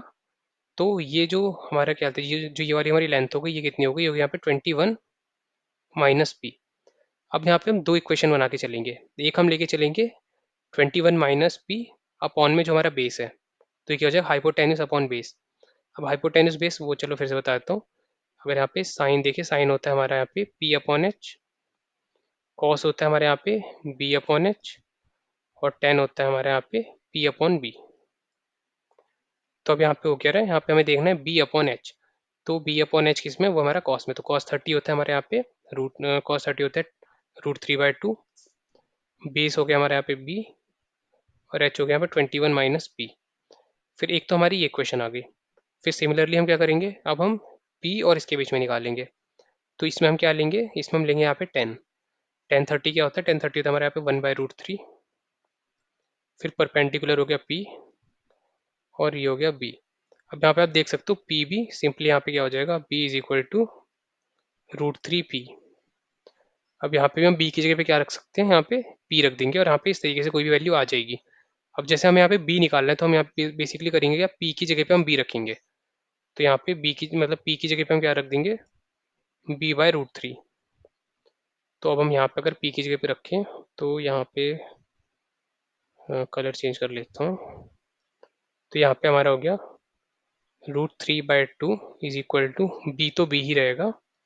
फिर 21 माइनस p की जगह पे क्या आ गया, p की जगह पे आ गया हमारे यहाँ पे b/√3। अब √3 से मल्टीप्लाई होगा, √3 ऊपर चला जाएगा, और ये √3 और √3 कट जाएंगे। फिर यहाँ पे बच्चा 1/2 इज इक्वल टू b/21√3, और यहाँ पे माइनस b। फिर इसके बाद क्या होगा, इसके बाद हम ये वाला टर्म इधर लेके जाएंगे, तो ये आ जाएगा 21√3 minus b is equal to 2b। b इधर आएगा तो ये 3b हो जाएगा। 21√3 इज इक्वल टू यहाँ पे 3b। अब b की वैल्यू क्या हो जाएगी यहाँ पे 7√3, तो बेस हमारा आ गया 7√3। तो इस तरीके से ये one of the most difficult यहाँ पे क्वेश्चन लिया था मैंने। ये दोनों क्वेश्चन बहुत ही अच्छे लेवल के हैं। अगर ये दोनों क्वेश्चन आपको समझ में आ गए, तो ऑलमोस्ट आप हाइट एंड डिस्टेंस के ऑलमोस्ट यहाँ पे सारे क्वेश्चन आप कर लोगे। बस अगर आपको वहाँ पे थोड़ी इंग्लिश कभी टफ दे देती है, वो आपको थोड़ा सा समझना है, और फिर इस तरीके से डायग्राम बना के आप क्वेश्चन कर लोगे। तो आई होप आपको ये चीज़ यहाँ पे समझ में आ गई होगी। तो यहाँ पे हमारा अगला टॉपिक है टाइम्स एंड डिस्टेंस। तो टाइम्स और डिस्टेंस अगर सिंपली देखें, तो यहाँ पे distance is equal to speed into time तो होता ही है, पर जो इनकी यहाँ पे ऐसा यूनिट्स हैं या फिर जो मेजरमेंट्स है, वो आपको एक तरीके देख के चलनी है। अगर डिस्टेंस में देखें तो हम मीटर लेंगे, स्पीड में हम मीटर पर सेकंड लेंगे, और टाइम में यहाँ पे सेकंड्स लेंगे। फिर यहाँ पे अगर हम किलोमीटर ले रहे हैं, तो यहाँ पे किलोमीटर पर आर, और यहाँ पे आर। तो ये आपको मेजरमेंट्स यहाँ पे याद रखने हैं। फिर अगर हम स्पीड को, अगर हम मीटर पर सेकंड से किलोमीटर पर आर में अगर हम कन्वर्ट करेंगे, तो हमें सिंपली क्या करना होता है, 5 बाई यहाँ पे मतलब 18/5 से मल्टीप्लाई करना होता है। 18/5 से मल्टीप्लाई करना होता है जो भी हमारी स्पीड होती है। अगर हम यहाँ पे कम कर रहे होते हैं, किलोमीटर पर आर से अगर हम मीटर पर सेकंड में कन्वर्ट कर रहे हैं, तो हम यहाँ पे 5/18 से मल्टीप्लाई करेंगे। तो ये यहाँ पे जो दोनों यहाँ पे कन्वर्जन है, ये हमें यहाँ पे पता होनी चाहिए। फिर यहाँ पे अब चलो जो बेसिक यहाँ पे क्वेश्चन आते हैं वो मैं पहले देख लेता हूँ। तो सबसे पहले यहाँ पे जैसे आपका क्वेश्चन आता है अगर ट्रेन से रिलेटेड, कि जैसे मान लो अगर हम दो कोई भी ऑब्जेक्ट यहाँ पे सेम डायरेक्शन में जा रहे हैं, तो जो उनकी रिलेटिव स्पीड होगी, अगर पहला एक्स पे दूसरा वाई पे, तो सिंपली क्या हो जाएगी, x minus y relative speed. अगर ऑपोजिट डायरेक्शन में जा रहे हैं, तो स्पीड क्या हो जाएगी, ऐड हो जाएगी, एक्स प्लस वाई। तो ये हमें पता होना चाहिए। तो अब यहाँ पे जो ट्रेन के यहाँ पे बेसिक क्वेश्चन है वो देख लेते हैं। अब यहाँ पे दे रखा है a man standing on a railway bridge which is 50 metre long. तो यहाँ पे दे रखा है ये कोई ब्रिज है, इसकी जो यहाँ पे लेंथ है 50 मीटर है, और एक इंसान इस ब्रिज पे खड़ा है, कहीं भी खड़ा है, यहाँ पे मान लो इस जगह पे है। He finds that a train crosses the bridge in 4.5 seconds. अब जो ये पूरा ब्रिज है, मतलब ट्रेन पहले यहाँ थी, जो यहाँ पे स्टार्टिंग पॉइंट था, और उसके बाद क्या हुआ, जो यहाँ पे मतलब ये पूरी ट्रेन, अब यहाँ पे हमें ट्रेन की लेंथ नहीं पता, वहाँ की वो भी कुछ है। फिर यहाँ से जब ट्रेन ने स्टार्ट किया, और जब यहाँ पे एंड हुई, मतलब अब ये एंडिंग पॉइंट है, और यहाँ पे स्टार्टिंग पॉइंट था। जो ये पूरा टाइम लगा ट्रेन को क्रॉस करने में, ये लगा यहाँ पे 4.5 seconds. And and to cross himself the train took 2 second, मतलब सिर्फ इंसान इंसान को क्रॉस करने में सिर्फ 2 सेकेंड लगे। अब आप देख सकते हो इंसान के सिर्फ एक ही इतना सा है, तो जो पूरे 2 सेकेंड लग रहे हैं वो इंसान की वजह से नहीं लग रहे, वो जो ट्रेन की लेंथ है उस वजह से लग रहे हैं। तो अब यहाँ पे क्या दे रखा है, सबसे पहले अगर हम देखें, distance is equal to speed into time. तो अब यहाँ पे देखेंगे कि जो डिस्टेंस होगा वो डिस्टेंस क्या हो जाएगा, जो ट्रेन की लेंथ है, ट्रेन की लेंथ हो गई मान लो एल। अब हमारे पास स्पीड नहीं है, स्पीड हो गई यहाँ पे एस। टाइम कितना लगा, टाइम लगा हमारे पास 2 सेकेंड्स, तो यहाँ पे आ गए 2 सेकेंड्स। तो अब यहाँ हमारे पास क्या आ गया, यहाँ पे सिंपली डिस्टेंस मतलब L is equal to 2s, तो ये हमारी इक्वेशन बन गई। अब सिमिलरली जो पूरे ब्रिज का दे रखा है उसके हम इक्वेशन निकालेंगे, पर वहाँ पे क्या हो जाएगा, वहाँ पे जो डिस्टेंस होगा वो एक तो ब्रिज का भी डिस्टेंस होगा, सिंपली यहाँ पे ट्रेन का भी डिस्टेंस होगा, जो दोनों डिस्टेंस यहाँ पे ऐड होंगे। तो यहाँ पे डिस्टेंस क्या हो जाएगा, 50 plus L is equal to, speed तो ट्रेन की सेम ही है तो एस, और फिर जो यहाँ पे टाइम लग रहा है वो लग रहा है 4.2। तो अब ये आ गया। अब यहाँ पे हम देख सकते हैं simply S is equal to आप यहाँ पे क्या रख सकते हो L/2, और यहाँ पे भी एस को आप क्या रख सकते हो 50 प्लस एल अपॉन 4.2 नहीं 4.5 है ये 4.5। तो अब यहाँ पे दोनों को अगर हम इक्वेट करेंगे तो यहाँ पे कलर चेंज कर ले रहा हूँ। तो यहाँ पे हम सिंपली दोनों को जब इक्वेट करेंगे तो क्या हो जाएगा L/2 is equal to 50 plus L और यहाँ पे 4.5। तो 4.5 को हम वहाँ ले जाएंगे यहाँ पे simply 4.5L is equal to 100 plus 2L। अब ये L इधर जाएगा, ये हो जाएगा 2.5L इज इक्वल टू 100। अब अगर 2.5 को हम यहाँ पे देखेंगे तो सिंपली यहाँ पे 40 से आ रहा है, तो L इज इक्वल टू 40। तो जो हमारी ट्रेन की लेंथ हो गई वो हो यहाँ पे 40 मीटर्स। तो अब अगर सिंपली यहाँ पे जो ट्रेन की लेंथ है वो यहाँ पे 40 मीटर्स हो गई। तो इसी तरीके से हम यहाँ पे क्या करेंगे, अब यहाँ पे जो इसकी स्पीड है वो भी हम बहुत इजीली यहाँ पे निकाल लेंगे। तो आई होप आपको जो ये क्वेश्चन यहाँ पे समझ में आ गया होगा। अब यहाँ पे जो हमारी स्पीड है वो तो आ गई, मतलब यहाँ पे लेंथ आ गई, स्पीड तो हमें पता ही है, मतलब डिस्टेंस तो हमें पता ही है, और यहाँ पे टाइम भी हमें पता है। तो इससे क्या हो जाएगा, हमारी जो यहाँ पे एल है, एल की वैल्यू निकल आएगी। तो यहाँ पे अगर देखें तो हमारे पास एल हो गया यहाँ पे 40, S is equal to L हो गया यहाँ पे 40/2। तो एस क्या हो गया यहाँ पे 20। अभी 20 मीटर पर सेकेंड है। अब आप इसको मीटर पर सेकंड में कैसे कन्वर्ट करोगे, 18 में 5 से मल्टीप्लाई करके। तो ये वाला क्वेश्चन कुछ इस तरीके से होता है। तो होप्स आपको जी वाला पूरा क्वेश्चन यहाँ पे समझ में आ गया होगा। फिर आपके अगले क्वेश्चन आते हैं कुछ इस तरीके से कि जैसे हमारे मान लो एक पॉइंट ए है, पॉइंट बी है। अब एक इंसान है यहाँ पे पॉइंट ए से यहाँ पे स्टार्ट करा उसने चलना, पॉइंट मतलब कुछ स्पीड से चला, जैसे मान लो x किलोमीटर पर आवर से चला, पॉइंट बी पे पहुंचा वो, पर वो पहुंचा मान लो 10 मिनट पहले, 10 मिनट्स अर्ली।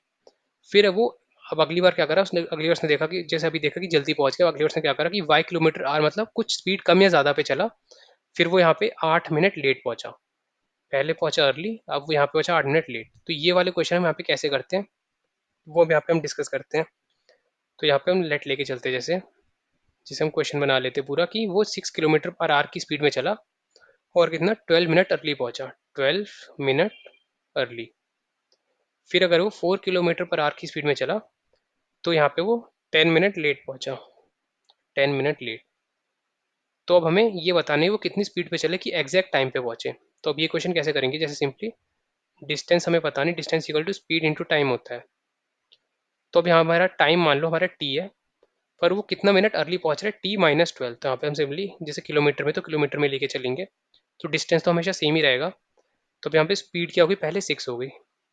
अब टाइम क्या हो गया, टाइम हो गया t-12/60। 12/60 मतलब यहाँ पे 1/5, 1/5। तो एक इक्वेशन ये हो गई।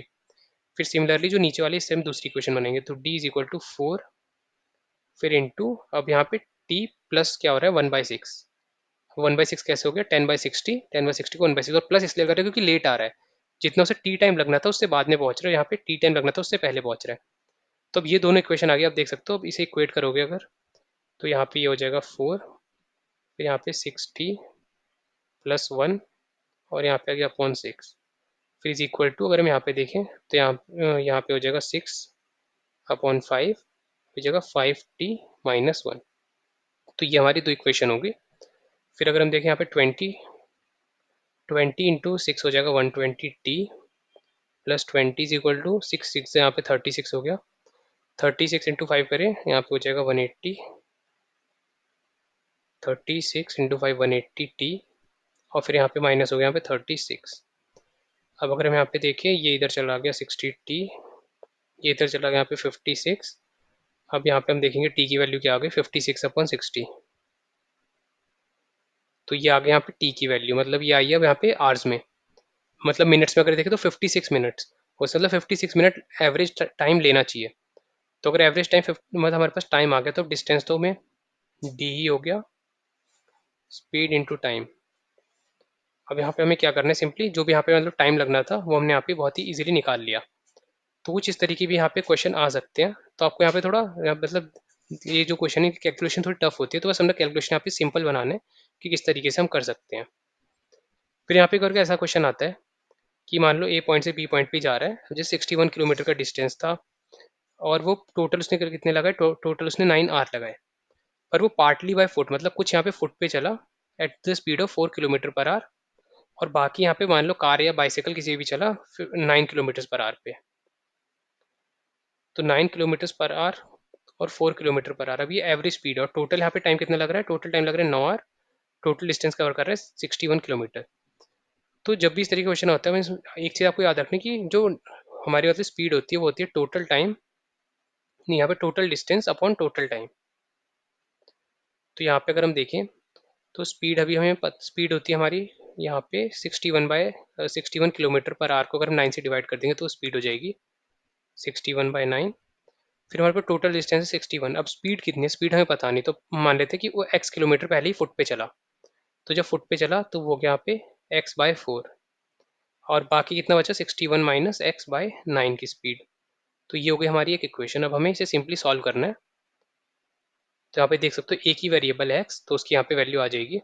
तो 61 से पहले मैंने ये काट दिया, x/4 plus 61 minus x upon 9 is equal to 9, ये हो गया। फिर यहाँ पे 9x, इसको अगर मैं वहाँ लेके गया 9x, चलो हाँ कैलकुलेशन कर ही लेते हैं। यहाँ पे 9x, फिर ये हो जाएगा plus 16 × 4 244 minus 4x is equal to में क्या आ जाएगा 9×4 36, 36 × 9। फिर अगर हम यहाँ पे देखेंगे ये कितना था यहाँ पे 4x, ये 4x है। फिर अगर हम यहाँ पे देखेंगे अब ये वाली वैल्यू है 36 का 360 और 324 ये हो गया। तो इसको हम इधर लेकर जाते हैं, 9x - 4x यहाँ पे 5x और अगर हम इसको लेकर जाए पे 324 माइनस 244 तो ये क्या हो गया यहाँ पे 80। तो x की वैल्यू कितनी आ गई यहाँ पे 16।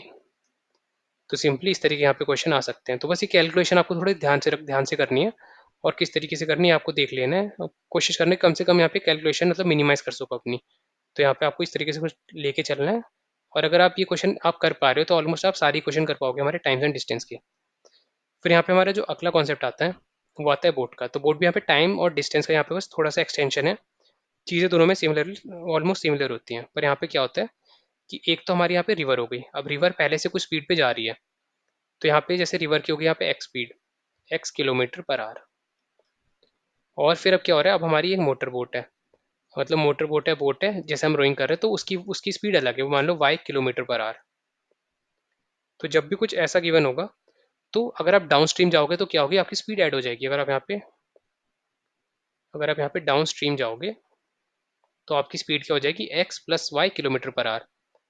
अगर सिमिलरली आप अपस्ट्रीम आओगे तो अपस्ट्रीम आ रहे हो तो ऑब्वियसली यहाँ पे y की वैल्यू बड़ी होगी, तो यहाँ पे y - x हो जाएगा। वो आपको लेट लेके चलना है, अगर आप यहाँ x लेके चल मतलब यहाँ y लेके चलते यहाँ x लेके चलते तो x - y हो जाता।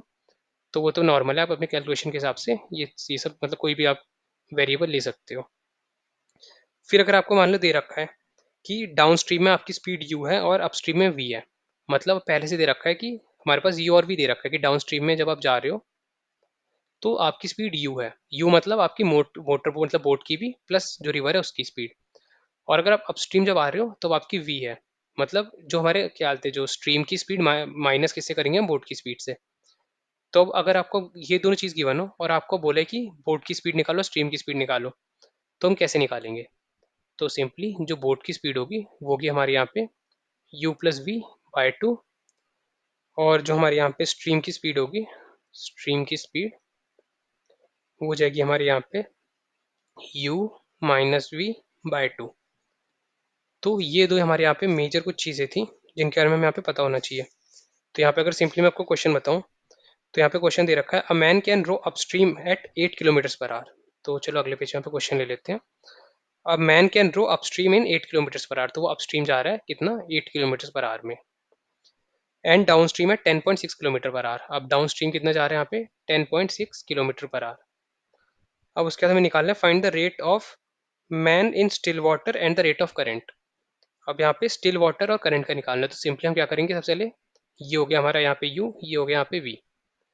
तो अब सिंपली क्या करना है पहले, अगर जो हमारे इंसान की स्पीड है वो कैसे निकालेंगे, u+v मतलब 10.6 + 8 तो हो गया 18.6 डिवाइडेड बाई 2 मतलब 9.3।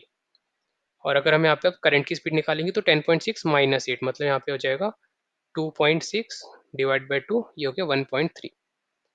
तो ये दोनों हो गई कि हमारी जो हमारे यहाँ पे करंट और इंडिविजुअल जो मैन की स्पीड है वो। तो अब सो जी यहाँ पे बेसिक चीज़ आपको समझ में आ गई होगी। फिर अब यहाँ पे एक अच्छे लेवल का क्वेश्चन कर लेते हैं। ये क्वेश्चन है, a man can row 30 kilometre upstream and 44 kilometre downstream in 10 hours. अब क्या बोला कि वो 30 किलोमीटर यहाँ पे अपस्ट्रीम जा रहा है और प्लस क्या 44 किलोमीटर डाउनस्ट्रीम आ रहा है 10 आवर्स में। अब उसे 10 आवर ये दोनों काम करने के लग रहे हैं, मतलब मिला के ये दोनों काम करने के लग रहे हैं 10 hours. He can row 40 kilometre upstream in 55 kilometre downstream in 13 hours. अब अगला क्या है, 40 kilometre upstream plus 55 kilometre downstream. अब ये क्या 55 किलोमीटर डाउनस्ट्रीम, अब ये कर ले रहे हैं यहाँ पे 13 आवर्स में। उतने डिस्टेंस को लग रहे हैं उसे 10 आवर्स, इतने डिस्टेंस में लग रहे हैं उसे 13 आवर्स। अब हमें निकालना है find the rate of current and the speed of the man in still water. अब यहाँ पे सिंपली जैसे वहाँ भी निकाला था, यहाँ भी हमें क्या होता है स्पीड निकालनी है बोट की, और जहाँ पे इंसान है उसकी, मतलब बोट की स्पीड और यहाँ पे करंट की स्पीड है वो निकालना है। तो अब ये क्वेश्चन यहाँ पे कैसे करेंगे, तो सिंपली यहाँ पे होता क्या है, ये मैं आपको एक मतलब शॉर्ट ट्रिक यहाँ पे बताता हूँ पहले, कि सबसे पहले आपको तो बेसिक जो यहाँ पे चीज़ें वो पता होनी चाहिए। तो अब यहाँ पे हो क्या रहा है, जो ये 30 जो अपस्ट्रीम है इसमें जो एवरेज स्पीड होगी वो क्या होगी 30/x-y, जो यहाँ पे टाइम लगेगा। सिमिलरली यहाँ पे कितना लगेगा 44/x+y। ये क्या, ये आपकी स्पीड है, ये बेसिकली आपकी स्पीड है, और टोटल कितना लग रहा है यहाँ पे 10 आवर्स। फिर सिमिलरली अगर हम दूसरा करें तो वो भी ऐसे लिख सकते हैं, पर हम x-y दोनों हम लेके चलेंगे तो क्या होगा, तो ये हमारे जो पूरी यहाँ पे टर्म है कंडीशन है बहुत लेंदी हो जाएगी। तो हम सिंपली पहले लेट लेके चलते हैं कि x-y हमारा कुछ हो गया, जैसे हमारा मान लो v हो गया, और x+y क्या हो गया हमारा u हो गया। तो अब सिंपली क्या हो जाएगा, ये यहाँ पे करेंगे 30/u plus 44/v is equal to 10। Similarly हम यहाँ पे कर लेंगे 40/u प्लस सिंपली x+y ने उल्टा कर दिया, यहाँ पे v है, यहाँ पे ये u है, यहाँ पे ये भी v है, और यहाँ पे अगला u हो जाएगा। यहाँ पे अगला है हमारा यहाँ पे 40 और क्या 55 इज इक्वल टू 13। तो अब हम इन दोनों इक्वेशन से क्या कर सकते हैं, अब इन दोनों इक्वेशन से हम यहाँ पे यू आर वी निकाल सकते हैं।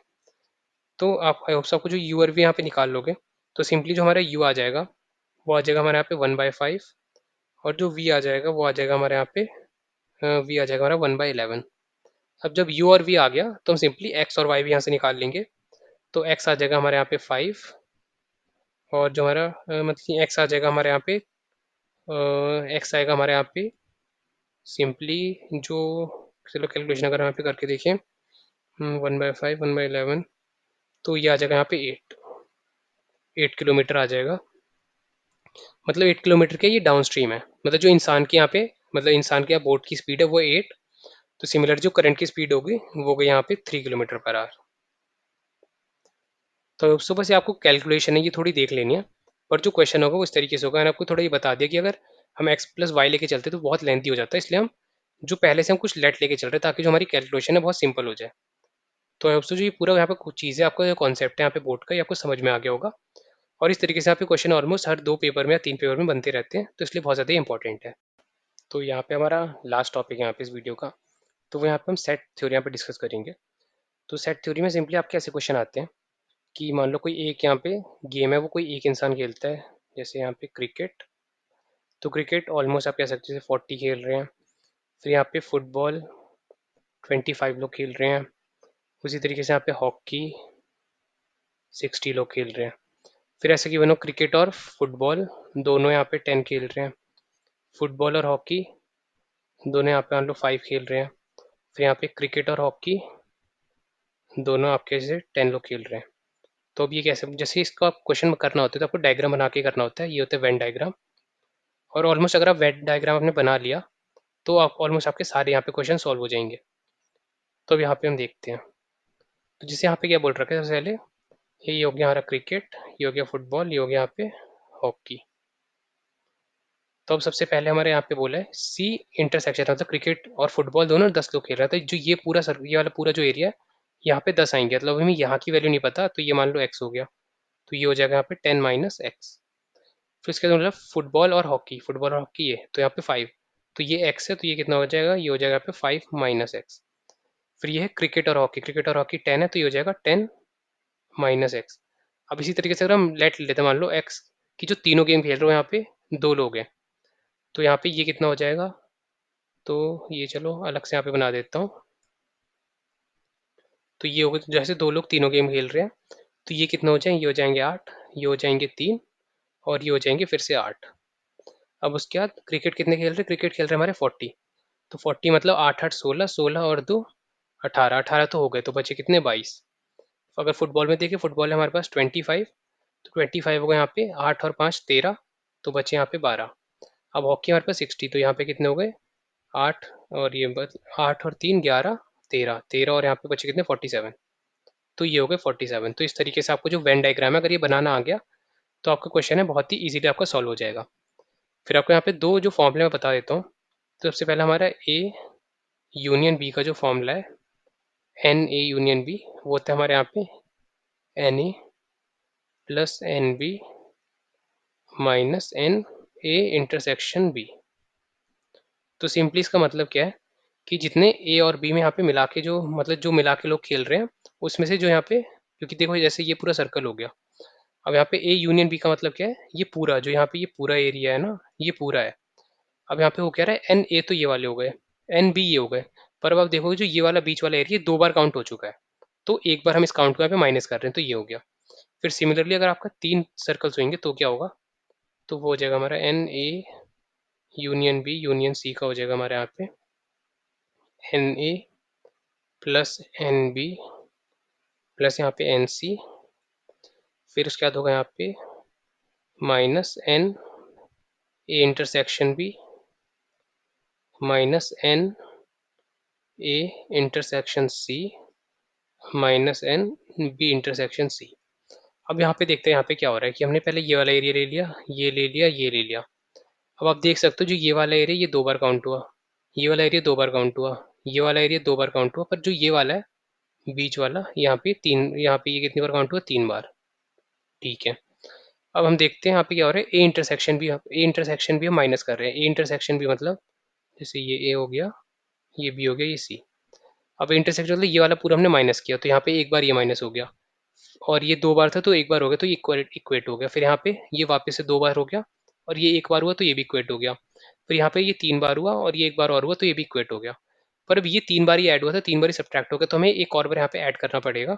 तो वो जगह हमारा एन ए, यहाँ पे A intersection B intersection C. तो इस तरीके से ये हमारे यहाँ पे फॉर्मूला बन जाता है। तो आई होप्स आपको ये जो चीज़ यहाँ पे समझ में आ गई होगी। तो चलो मैं यहाँ पे आखिरी में यहाँ पे क्वेश्चन देता हूँ, इसको, ये क्वेश्चन का आंसर आप कमेंट डाउन कर देना।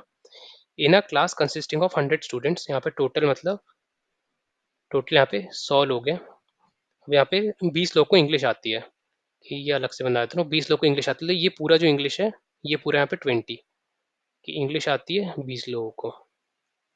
फिर 20 डू नॉट नो हिंदी। अब जैसे ये हो गया यहाँ पे, ये जो वाला पूरा पार्ट है ये हिंदी का है, मतलब इसके जो बाहर का पूरा एरिया है उसमें कितने, सिर्फ 20 ही लोग हैं, इसके बाहर के एरिया में वो है सिर्फ 20 लोग। तो वो ये वाला जो एरिया जो यहाँ पे इंक्लूड नहीं है, और जो बाहर का एरिया वो सब मिला के कितने हैं, वो यहाँ पे 20, मतलब नॉट हिंदी आप कह सकते हो। जैसे हिंदी जैसे एच हो गया, उसका निगेट कर देते हैं, तो हो गया यहाँ पे 20। फिर उसके बाद यहाँ पे दे रखा है and 10 know neither Hindi nor English. अब 10 लोग मतलब जो दोनों ही नहीं आते वो हो गए बाहर के। अब यहाँ पे 20 यहाँ पे आ गए जिनको हिंदी नहीं आती। फिर हमें यहाँ पे निकालना क्या है, the number of students knowing both Hindi and English. तो हिंदी और इंग्लिश दोनों मतलब जो ये बीच वाला एरिया है, ये वहाँ पे कितने मतलब बच्चे हैं वो हमें यहाँ पे निकालना है। तो यहाँ पे ऑप्शन भी दे दे रहा हूँ, तो ऑप्शन है हमारे यहाँ पे 5, यहाँ पे 5, 10, 15 और 20। तो जो इसका आंसर है आप यहाँ पे कमेंट डाउन कर देना, क्योंकि हर बार यहाँ पे सेट थ्योरी में एक क्वेश्चन आता ही है, आपको मतलब प्रैक्टिस भी हो जाएगी। तो आई होप सो आपको जी पूरी वीडियो यहाँ पे जितने मैंने टॉपिक कवर करे आपको समझ में आएंगे, क्योंकि मैंने यहाँ पे जितने भी यहाँ पे वेराइटीज़ होती है ऑलमोस्ट सारी मैंने अच्छे से समझाने की कोशिश करी है। और जो जो यहाँ पे बेसिक यहाँ पे कॉन्सेप्ट थे, फॉर्मूले थे, आई होप सो आपको यहाँ वो सारी चीज़ें यहाँ पे समझ में आ गई होंगी। तो चलो आखिरी तक अगर आप रोके तो यहाँ पे एक और नई यहाँ पे चीज़ बता देता हूँ। तो यहाँ पे अगर मान लो आपसे पूछा जाए कि एक मतलब हमारे पास डायगोनल, मतलब अगर एक पॉलीगॉन है, वो पॉलीगॉन कितने भी साइड का हो सकता है। पॉलीगॉन होता है कि 4 या फिर 4 से ज़्यादा साइड का कोई भी एक मतलब डायग्राम होगा। तो एक पॉलीगॉन है, अगर आपसे पूछा जाए कि इस पॉलीगॉन में कितने डायगोनल्स बनेंगे, अगर आपको दे दी कि 20 साइड्स हैं, तो इस पॉलीगॉन में डायगोनल कितने बनेंगे, तो वो कैसे निकालते हैं। तो वो निकालते हैं हम सिंपली n-3 अपॉन 2। अब जैसे हम लेके चलते थे 4 है, स्क्वायर में दो डायगोनल बनेंगे, तो n की जगह पे हम 4 रख देते हैं, 4 4 माइनस 3 अपॉन 2 मतलब 4 इंटू 1 अपॉन 2 मतलब तो सिंपली 2 आ गया। अब अगर आप पेंटागन का भी निकालना चाहो तो पेंटागन में यहाँ पे 1 2, फिर ये 1 ये 2 और ये 1, तो सिंपली यहाँ पे कितने बन रहे हैं, यहाँ पे 5 बन रहे हैं। तो इस तरीके से आप निकाल सकते हो। ये फॉर्मूला को याद रखना है, एन माइनस 3 अपॉन 2। फिर कभी अगर आपसे इंटीरियर एंगल का ही फॉर्मूला पूछ लेता है, इंटीरियर एंगल अगर आपका एक पॉलीगॉन है तो कैसे निकालोगे, तो ये हमारा फॉर्मूला होता है यहाँ पे n minus 2 upon n into 180 degree. तो यहाँ पे एन सिंपली जो साइड है वो है, अगर जैसे 4 लेके चले तो 4 माइनस 2 2 अपॉन 4, तो ये हो जाएगा हाफ, 180 हाफ 90 डिग्री, तो हर एक एंगल कितना हो रहा है, हाफ 90 डिग्री का है। तो ये हमारा सिंपली इस तरीके से कुछ चीज़ें हो जाएंगी। तो आई होप सब कुछ ये सारी चीज़ें आपको समझ में आ गई होंगी। आपको पूरी चीज़ अच्छे से रिवाइज कर लेनी है, क्योंकि यहाँ पे बहुत सारे क्वेश्चंस ऐसे ही इन्हीं वाला टॉपिक से आपको देखने को मिलेंगे। और अगर आपको ये वीडियो अच्छा लगा तो वीडियो को आप यहाँ पे लाइक कर देना। अगर चैनल पहली बार है तो चैनल को सब्सक्राइब कर दो, और जो आप पीडीएफ अगर ये आपको चाहिए तो हम अपने टेलीग्राम चैनल पे शेयर कर देते हैं, उसका लिंक हमारे डिस्क्रिप्शन में प्रोवाइडेड है। तो आई होप सो आपको यहाँ पे सब चीज़ यहाँ पे समझ में आ गई होंगी। आप ये नोट कर लेना जितने भी यहाँ पे फॉर्मूले हैं, और एक दो रिवाइज कर लेना एग्जाम से पहले भी। तो चलो फिर हम आपसे मिलते हैं नेक्स्ट वीडियो में।